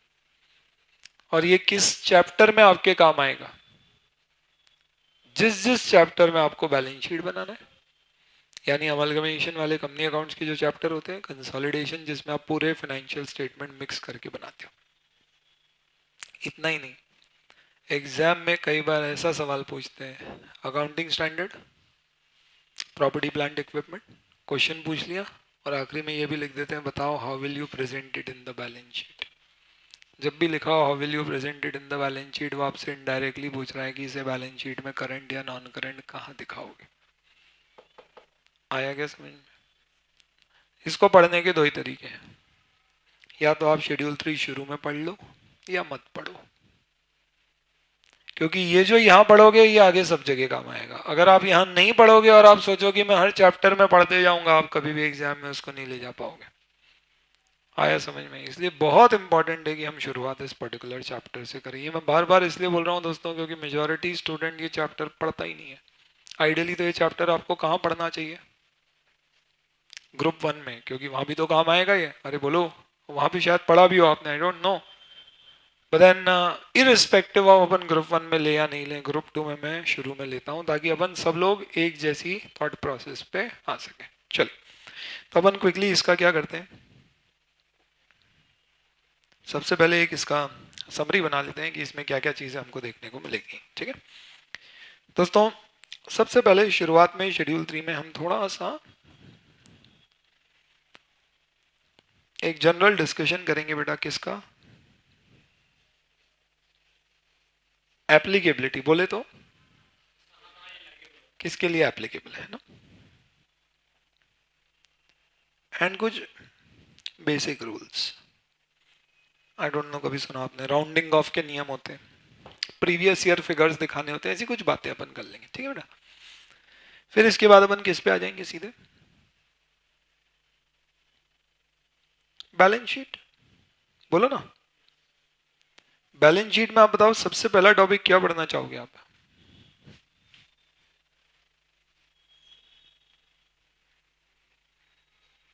Current non current.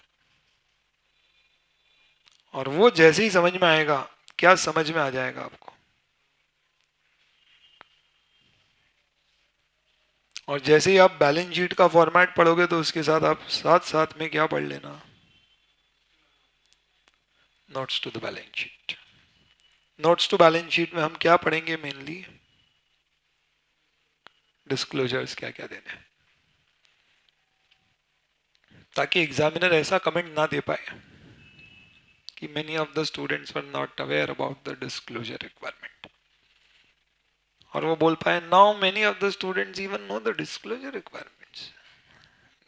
ज्यादा हो गया, ये तो नहीं बोलेंगे, तारीफ तो उनसे होती ही नहीं है, वो बोलेंगे few do not know, उनके लिए आधा ग्लास हमेशा खाली है। इसके बाद फिर अपन बेटा क्या कर लेंगे, statement of profit and loss, जिसमें क्या डिस्कस करना होगा, ऑनेस्टली स्पीकिंग, फॉर्मेट और नोट्स और डिस्क्लोजर, बस।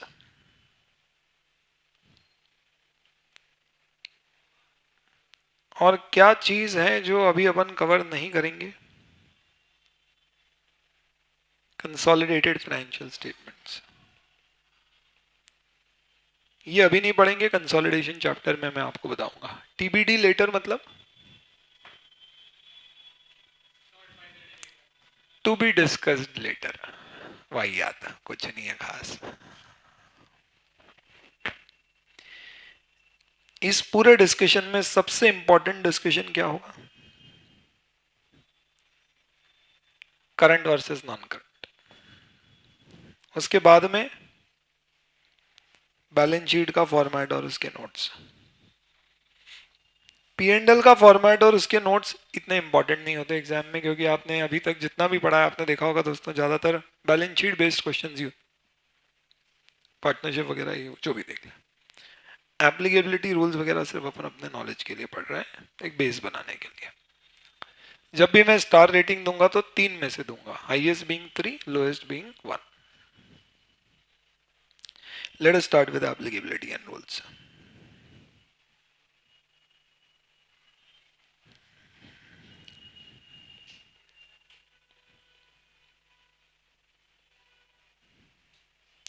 किस पर एप्लीकेबल है आप लिखेंगे. शेड्यूल 3 अप्लाइज टू बेटा क्या. All companies. All companies excluding क्या. एक्सक्लूडिंग बोलो क्या. Banking companies. और बोलो बेटा क्या. Insurance companies. और क्या बोलो. Very good.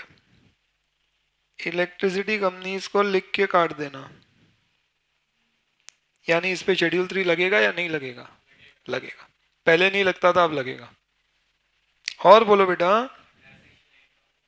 Section 8 companies. और बोलो बेटा. Companies where financial statements are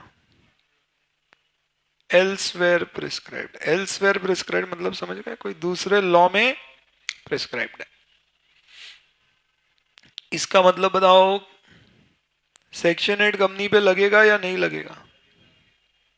और आपको जान के खुशी होगी कि इसका एग्जाम में क्वेश्चन आ चुका है. बदमाश है इंस्टीट्यूट. जो दिया रहता है ना वो नहीं पूछता है. हेलो. वो आपसे अपनी अनसुनी बातें, अनकही बातें पता करना चाहता है. तो सेक्शन 8 कंपनी पे लगेगा क्या. जब मैंने बोला ऑल कंपनी यानी ऑल, और एक्सक्लूजन में नहीं है तो नहीं है. तो सेक्शन 8 कंपनी पे लगेगा. जी हाँ लगेगा. एनबीएफसीज. बोलो. मैं बोलूंगा सेक्शन 8 और एनबीएफसी पर भी लगेगा.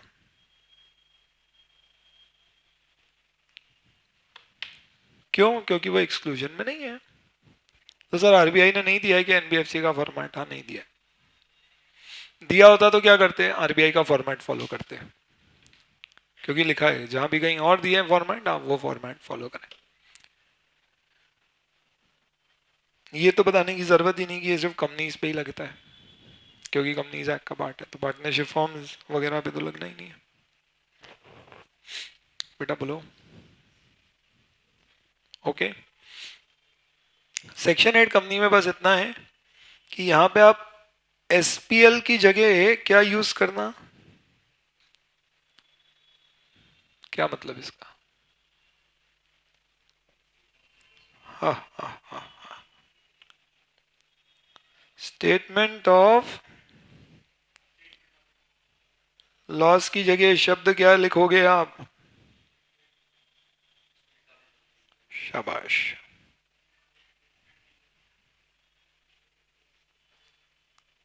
सिमिलरली आप पी और एल शब्द की जगह क्या यूज करेंगे. एस और डी. ऐसा क्या लिखते हो समझ ही नहीं आता. पी और एल मतलब ये तो पता होगा की जगह क्या लिखेंगे. सरप्लस और डेफिसिट. तो सर पूरा ही लिख देते ना. आधा लिखते हो फिर पूरा लिखते हो. क्या करते हो. अगली बार नहीं लिखूंगा पूरा, इस बार लिख दिया. अच्छा ये एब्रीवेशन है सर. एग्जाम में भी यूज कर सकते हैं क्या. जरा भी नहीं. ऐसी कोई हरकत नहीं करना. पूरा लिख के आना वहां पे, है ना. तुम आधा अधूरा लिखोगे फिर मेरे पास फोन आते हैं क्या क्या पढ़ा देते हो आप.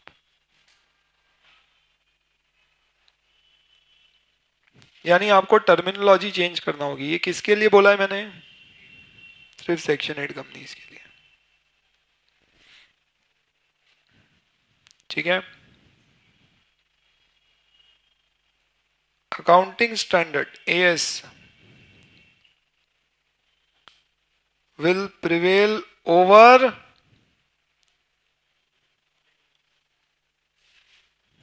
क्या मतलब इसका.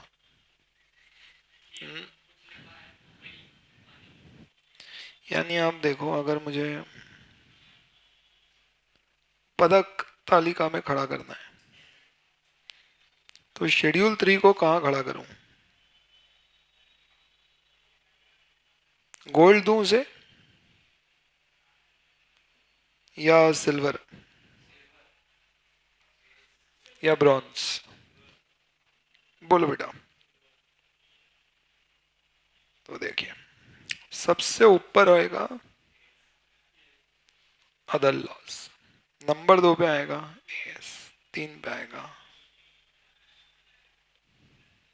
Gold goes to loss. यानी कंपनीज एक्ट में कुछ दिया है और एएस में कुछ दिया है और शेड्यूल 3 में कुछ दिया है, किसकी बात मानना अगर आपस में मतभेद हो तो? Companies act. आरबीआई ने कुछ बोला है, किसकी बात मानोगे? आरबीआई।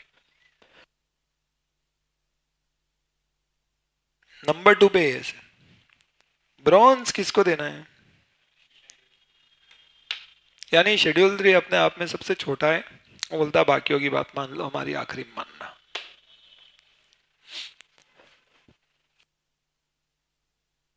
ऐसा किसने बोल दिया? शेड्यूल 3 नहीं बोल दिया। क्योंकि अगर शेड्यूल 3 नहीं बोलता मालूम है दोस्तों, तो 2 नंबर पे मुझे शेड्यूल 3 को खड़ा करना पड़ता, क्योंकि शेड्यूल 3 लॉ का पार्ट है। अरे बोलो ना।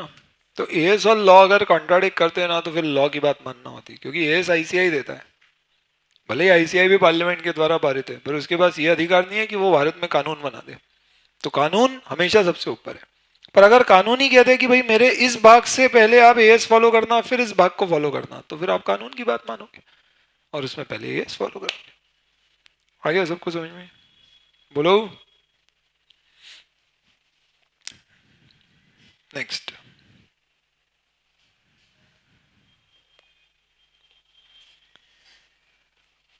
there are 3 divisions in schedule 3। यानी शेड्यूल 3 में कितने डिवीजन है बेटा? 3 तो डिवीजन ही है उसमें। डिवीजन 1 कौन फॉलो करता है या किसके लिए है?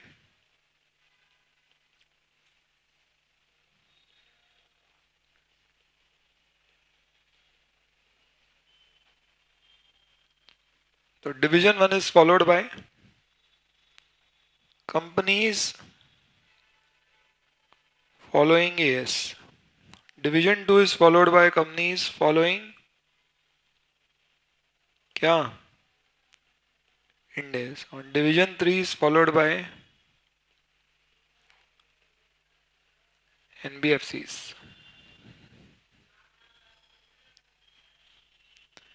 आप बताइए अभी हम क्या पढ़ रहे हैं?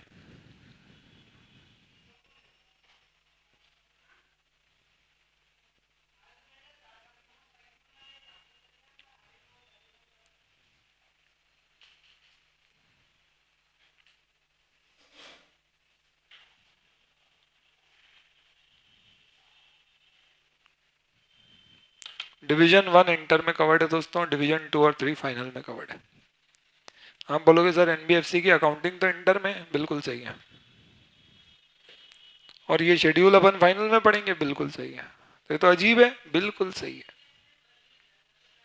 पहले एनबीएफसी फाइनल में होता था, इंस्टीट्यूट ने उठा के वहां से यहाँ डाल दिया, पता नहीं क्या करते रहते हैं। अब एनबीएफसी इस पे इंडेस लगने लग गए, और इंडेस के अनुसार उनको फॉर्मेट कैसे यूज करने डिवीजन 3 के। अब वो इंडेस क्योंकि इंटर में एप्लीकेबल नहीं है, इसलिए वो डिवीजन 3 आपके कोर्स में डाल नहीं सकते। और फाइनल में अब एनबीएफसी का अकाउंटिंग कवर नहीं है, क्योंकि इंटर में आ गई, तो डिवीजन 3 वहां भी नहीं डाल सकते। तो उन्होंने क्या किया, डिवीजन 3 को ऑडिट के चैप्टर में डाल दिया कि भाई ऑडिट तो तुमको सबका करना है। तब डिवीजन 3 जो है वो कहाँ पढ़ते हैं? सीए फाइनल ऑडिट में। डिवीजन 2 कहाँ पढ़ोगे? सीए फाइनल एफआर अकाउंट्स में। और डिवीजन 1 अपन पढ़ते हैं सीए इंटर अकाउंटिंग और एडवांस्ड अकाउंटिंग। जो भी अपने को डिवीजन 1 पढ़ना है, जो किस पे लगता है दोस्तों? वो कंपनियां जो एस फॉलो कर रही है। इंस्टीट्यूट ने साफ बोल दिया आपके कोर्स में इंडेस से रिलेटेड कुछ भी नहीं, कोई सवाल नहीं आएगा आपके पास इंडेस का। डिवीजन 1 में क्या क्या है? तो इसमें कई सारे भाग हैं। सबसे पहले कुछ जनरल इंस्ट्रक्शंस हैं जो अभी अपन पढ़ रहे हैं, जिसमें एप्लीकेबिलिटी वगैरह आता है। Then we have format of balance sheet, जिसे पार्ट 1 कहते हैं।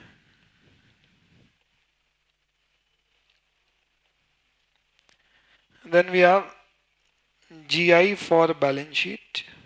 जीआई मतलब general instructions. Then we have format of SPL, अभी दिखाया भी था मैंने आपको। And then we have GI for SPL. और आखिरी में है जीआई फॉर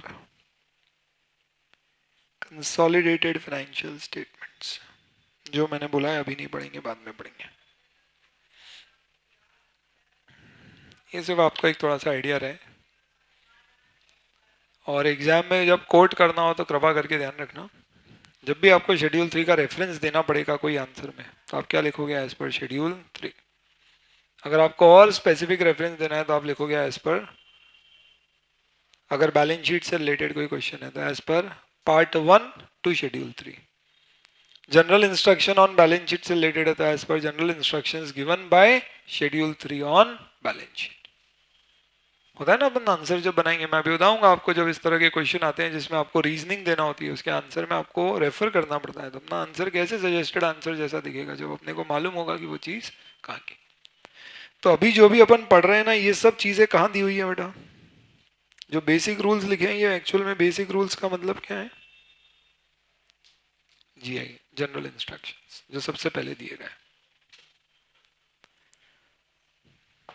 आया समझ में?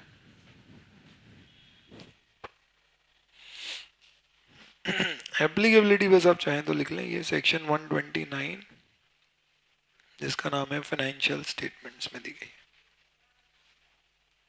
ठीक है, इतना कोई फर्क नहीं पड़ता।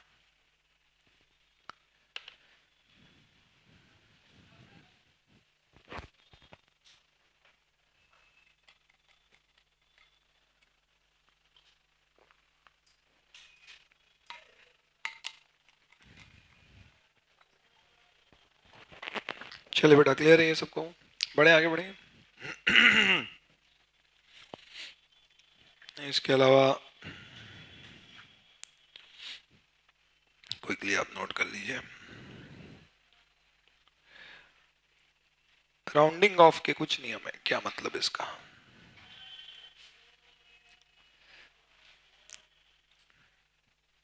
मेरी बचपन से इच्छा थी कि अपना काम करोड़ों में हो। हेलो, तो अपना काम करोड़ों में तो नहीं हुआ, पर हम बैलेंस शीट करोड़ों में बनाते हैं। तब आप बताइए, अगर मैं करोड़ों में राउंडिंग ऑफ करूंगा तो क्या होगा? सपोज हमारी सेल है 50 लाख की, तो आप बताओ पी एंड एल में हमारा फिगर क्या दिखेगा सेल्स का? 50 लैक्स की सेल है, पी एंड एल में फिगर कितना दिखेगा? 0.50। अगर मैं करोड़ में राउंड ऑफ करूंगा तो इसका मतलब 1 लाख से कम के खर्चे तो दिखेंगे ही नहीं, क्योंकि राउंडिंग ऑफ 2 डेसिमल तक अगर मैं दूंगा तो आप समझिए 10,000 का खर्चा राउंडिंग ऑफ में आएगा ही नहीं। आप बताइए, यूजर देखेगा बैलेंस शीट तो बोलेगा ये क्या सब डेसिमल में? ऐसी कंपनियों को क्या करोड़ों में राउंड ऑफ करना चाहिए या करना ही नहीं चाहिए? करना ही नहीं चाहिए ना। बेहतर होगा कि आप राउंड ऑफ करो ही मत करोड़ों में।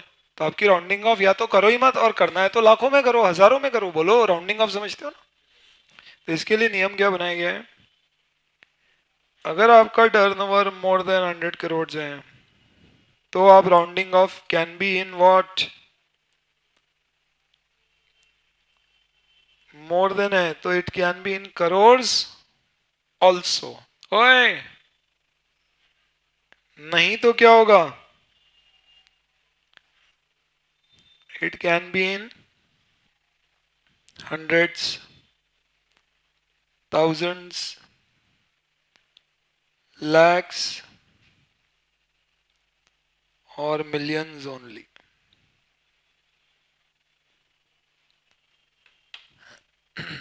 समझ में आया क्या? कॉन्सेप्ट नोट अगर आप देखेंगे तो देखो, ये जितनी चीज़ें मैं आपको बता रहा हूँ ना, ये सब आपको यहाँ पे मिल भी जाएंगे, है ना? ऐसा नहीं है ये सब चीज़ें यहाँ पे नहीं है, but everything is given here. आप देखोगे तो यहाँ पे राउंडिंग ऑफ के नियम आपके इस तरह से सब दिए हुए रहेंगे। आप वो भी देख सकते हो, यहाँ पे भी नोट कर सकते हैं इधर बेस। ठीक है, मेरा ये सजेशन रहता है कि कॉन्सेप्ट नोट्स आप रिवीजन में यूज़ करो। मैंने अपने पढ़ाया तो कॉपी पूरी बनाओ, पूरा पढ़ो, फिर जब अपन टेस्ट लेंगे तो आप वहाँ से रिवाइज करो पूरा, और फिर उसके बाद टेस्ट दीजिए। ऐसा तो उसका आप एडिशनल मटेरियल की तरह यूज़ करो। जो फास्ट ट्रैक बैच अपन लेते हैं ना, उसमें अपन कॉन्सेप्ट नोट्स यूज़ कर लेते हैं, फिर अपना लिखने का समय बच जाता है। यहाँ पे लिखने में थोड़ा सा फायदा तो होता है, लिखते लिखते चीज़ें क्लियर। अगर टर्नओवर एग्जैक्ट 100 करोड़ है तो क्या होगा? तो दोनों जगह दिया गया एक्चुअली। अगर आप लिमिट देखोगे ना तो बोलते हैं टर्नओवर अगर आपका 100 करोड़ या उससे ज़्यादा है तो करोड़ों में राउंड ऑफ कर सकते हैं, और बोलते हैं 100 करोड़ या उससे कम है तो मिलियंस तक ही कर सकते हैं। तो आपके पास बॉर्डर लाइन है, आप दोनों जगह उसे यूज कर सकते हो एग्जैक्ट 100 करोड़ से, यानी कि करोड़ में आप इफेक्टिवली कर सकते हैं। ये आ गया भाई। चलिए next, notes to financial statement. ये समझते हो क्या आप? कभी देखे तुमने जीवन में नोट्स टू फाइनेंशियल स्टेटमेंट? बोलो रे, क्या नहीं नहीं देखे? 12th में प्रोजेक्ट किया होगा ना सीबीएसई में, साइंस वाले थे। देखा करो यार, ये क्या है, अपने सिर्फ किताबों में थोड़ा ना घुसे रहना, कोई चीज रहती तो कभी नेट पे ये भी चीजें सर्व किया करो। क्या यार, किसी दिन एनुअल रिपोर्ट ही खोल ली चली किसी कंपनी की, ये लो चलो, ऐसा इंटरेस्ट होना चाहिए कि यार चलो कैसे होता है देखें अपन। क्विकली बता रहा हूँ बस मैं आपको, ये किसकी रिपोर्ट है भाई? आईटीसी की है ना। ये मैं इसलिए बता देता हूँ क्योंकि इसके बारे में थोड़ा बहुत ज्ञान है मुझे। Now if you see the report here, you'll find, इसे एनुअल रिपोर्ट बोलते हैं बेटा, है ना। बैलेंस शीट P&L सब आता है इसमें। ये देखो, स्टैंड अलोन फाइनेंशियल स्टेटमेंट, ये क्या है? कंसोलिडेशन शब्द सुना भी है तुमने या नहीं? सुना होगा फर्स्ट ग्रुप में। तो एक सिंपल सा उदाहरण ले लेता हूं मैं, जैसे कि फॉर एग्जांपल ये लो, इन्फोसिस एक कंपनी है, अरे बोलो, और से इन्फोसिस की कोई एक सब्सिडरी कंपनी है। सब्सिडरी समझते हो? वो एक सेपरेट कंपनी है बट उसमें मेजॉरिटी वोटिंग पावर इन्फोसिस के पास है। तो इन्फोसिस दो खाते बनाएगी, किस किस के? एक खुद के, जिसमें वो दिखाएगी investment in shares of subsidiary, और एक मिला के। मिला के मतलब यूं समझ लो कि उसे अपन अपना ब्रांच मान रहे हैं, तो ब्रांच के रिकॉर्ड्स अपने रिकॉर्ड्स में क्लब करके दिखाएंगे। इसे कहते हैं कंसोलिडेटेड फाइनेंशियल स्टेटमेंट्स। कुछ आया समझ में? अरे बोलो, हेलो। तो जैसे पेप्सी को फूड्स एक कंपनी है इंडिया में, उसकी एक सब्सिडरी कंपनी है फ्रीटो लेस, जो आपके कुरकुरे और लेस चिप्स बनाती है। तो पेप्सी की सब्सिडरी है ये, तो पेप्सी दो खाते बनाएगी, दो फाइनेंशियल स्टेटमेंट बनाएगी। एक खुद के अकेले, जिसमें उसने जो शेयर्स लिए ना उसको सिर्फ क्या दिखाएगी, इन्वेस्टमेंट इन शेयर्स ऑफ फ्रीटोलेस। तो इसमें सेल्स किसकी आएगी? सिर्फ पेप्सी की, फ्रीटोलेस की नहीं आएगी। असेट किसके आएंगे? पेप्सी के। और एक बनेगी जिसको अपन इसमें मिक्स कर देंगे, तो सेल्स भी क्लब हो जाएगी, असेट्स भी जुड़ जाएंगी, ये कंबाइंड होंगी। इसको कंबाइंड की जगह क्या नाम देते हैं? कंसोलिडेटेड। तो इसे बोलते हैं स्टैंड अलोन, और ये जो कंबाइन करके बनाते हैं इसे बोलते हैं कंसोलिडेटेड। आपके कोर्स में दोनों है, अरे बोलो। तो स्टैंड अलोन फाइनेंशियल स्टेटमेंट और कंसोलिडेटेड फाइनेंशियल स्टेटमेंट, ठीक बात है बेटा। अब स्टैंड अलोन फाइनेंशियल स्टेटमेंट में आपकी क्या है? बैलेंस शीट है, statement of profit and loss है, अरे बोलो। और बैलेंस शीट में चलो दिखाता हूँ मैं आपको, ये बैलेंस शीट है, इसका फॉर्मेट है। हालांकि ये फॉर्मेट आपको बहुत अजीब लगेगा क्योंकि इसमें पहले एसेट्स दिए हुए हैं और उसके बाद में क्या दिया है? इक्विटी और लायबिलिटी। क्योंकि ये लोग क्या फॉलो करते हैं? इंडेस। और इंडेस में उल्टा होता है, पहले एसेट्स आती है फिर इक्विटी और लायबिलिटी, जबकि एएस में हम लोग जो फॉलो करते हैं वो पहले इक्विटी और लायबिलिटी फिर असेट्स। तो अभी अपन कंफ्यूज नहीं हो, तो अपन इसको नहीं देखेंगे क्योंकि अब लिस्टेड कंपनी सारी क्या फॉलो करती है बेटा? इंडेस। अब आप ये देखो, ये आपके स्टेटमेंट है, कैश फ्लो स्टेटमेंट, इस तरह के सारे स्टेटमेंट है। फिर ये देखो नोट्स टू फाइनेंशियल स्टेटमेंट, समझे क्या? ये नोट्स कैसे होते हैं? ये ऐसे चलते हैं। तो आपकी क्या अकाउंटिंग पॉलिसीज हैं, तो ये उसके नोट्स टू फाइनेंशियल स्टेटमेंट दिए गए, समझ रहे हो? अब आप बताओ ये नोट्स कैसे दिख रहे हैं आपको? पैराग्राफ फॉर्म में? अरे बेटा बोलो, ये ऐसे दिए हुए ना पूरे। सर ये ऐसे ही चल देंगे, इतना सारा ज्ञान ही ज्ञान, ज्ञान ही ज्ञान। तो ये सब अकाउंटिंग पॉलिसीज है, पर जरूरी नहीं है पैराग्राफ फॉर्म में भी हो। कई बार ये इस तरह से क्या होती है, टेबल फॉर्म में भी होते हैं। ये भी किसका पार्ट है बेटा? Notes to financial statement. और ध्यान रखना, आप कंपनीज एक्ट जो शब्द यूज करता है वो notes to financial statement use करता है, ना कि नोट्स टू अकाउंट्स। तो कभी भी एग्जाम में लिखोगे तो क्या लिखना? नोट्स टू फाइनेंशियल स्टेटमेंट्स, ठीक है। तो notes to financial statement schedule 3 कहता है कि आप 3 तरह से दे सकते हैं। एक को बोलते हैं नरेटिव डिस्क्रिप्शन, जो अभी अपन देख रहे थे ना। नरेटिव डिस्क्रिप्शन मतलब क्या हो गया? पैराग्राफ फॉर्म में, जैसे आप कोई नॉवेल पढ़ते हो तो कैसे कहानियां लिखी रहती है, नरेटिव डिस्क्रिप्शन, पैराग्राफ फॉर्म। दूसरा होता है डिसएग्रीगेशन ऑफ डेटा। क्या मतलब डिसएग्रीगेशन? बैलेंस शीट में आपने दिखाया फिक्स एसेट, है ना। अब फिक्स एसेट के अंदर आप बहुत सारी चीजें दिखाओगे, land, building, plant and machine, vehicles. तो एक आइटम के अंदर क्या क्या सब आइटम्स हैं, उसे बोलते हैं डिसएग्रीगेशन, यानी एक चीज का ब्रेकअप देके दिखाना। तो this is nothing but giving a breakup. और ये कहते हैं नोट्स टू फाइनेंशियल स्टेटमेंट में आप वो भी चीज दे सकते हैं जो क्या है, you can basically give notes to financial statement other matters to be reported not otherwise included in financial statement। यानी ऐसा जरूरी नहीं है कि नोट्स टू फाइनेंशियल स्टेटमेंट में वही चीजें आएंगी जो balance sheet P and L में आ रही हैं। ऐसी भी चीजें आ सकती हैं जो balance sheet P and L में कहीं भी नहीं है, फिर भी आप उसको अलग से नोट्स में डिस्क्लोज कर रहे हैं, जैसे अकाउंटिंग पॉलिसीज। तो ये सब आप नोट्स टू फाइनेंशियल स्टेटमेंट में दे सकते हो। ये सब अलग अलग तरीके होते हैं नोट्स बनाने के। थ्योरी है यार, इतना कोई इंपॉर्टेंट नहीं है ये, बट है आपके करिकुलम में कवर्ड, इसलिए कवर कर रहे हैं। ठीक है। फाइनेंशियल स्टेटमेंट में क्या क्या शामिल होता है? तो as per companies act financial statement will include what? Tell me. Balance sheet, statement of profit and loss, very good, statement of changes in equity. पर ध्यान रखना ये सिर्फ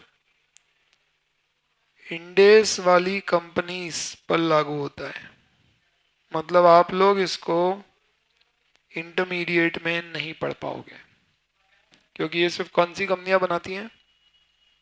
जो इंडेस फॉलो करती है। एस फॉलो करने वाली कंपनियां नहीं बनाएंगी ये।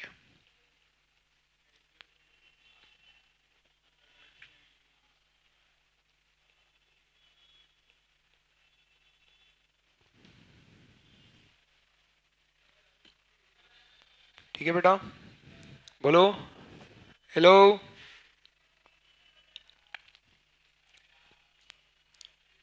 कैश फ्लो स्टेटमेंट कैसे बनाया जाएगा, लेकिन बैलेंस शीट और एसपीएल कैसे बनाई जाती है? यानी कैश फ्लो स्टेटमेंट के बारे में कोई बात शेड्यूल 3 में नहीं की गई है। Is this clear to everybody? Hello hello. चलिए, आप बताओ ये अपन ने आज क्या डिस्कस कर लिया? I'll just quickly tell you, अभी अपन ने आज शुरू में ज़्यादा समय दिया समझने के लिए कि हमारा कोर्स क्या है, एग्जाम में पेपर कैसे आता है, पेपर में क्वेश्चंस कितने कितने मार्क्स के आते हैं, किन किन टॉपिक्स से क्वेश्चन आते रहे हैं, और क्या एक्सपेक्ट कर रहे हैं अब हम नए सिलेबस या नए चेंजेस के बाद किस में क्या आएंगे, हम क्या सीक्वेंस में पढ़ेंगे, क्लास क्या बुक्स हमें मिलेंगी, और फिर शेड्यूल 3 के पीछे हमने लॉजिक देखा कि क्यों नए फॉर्मेट 2012 में आए और उसके पीछे क्या रीज़न है।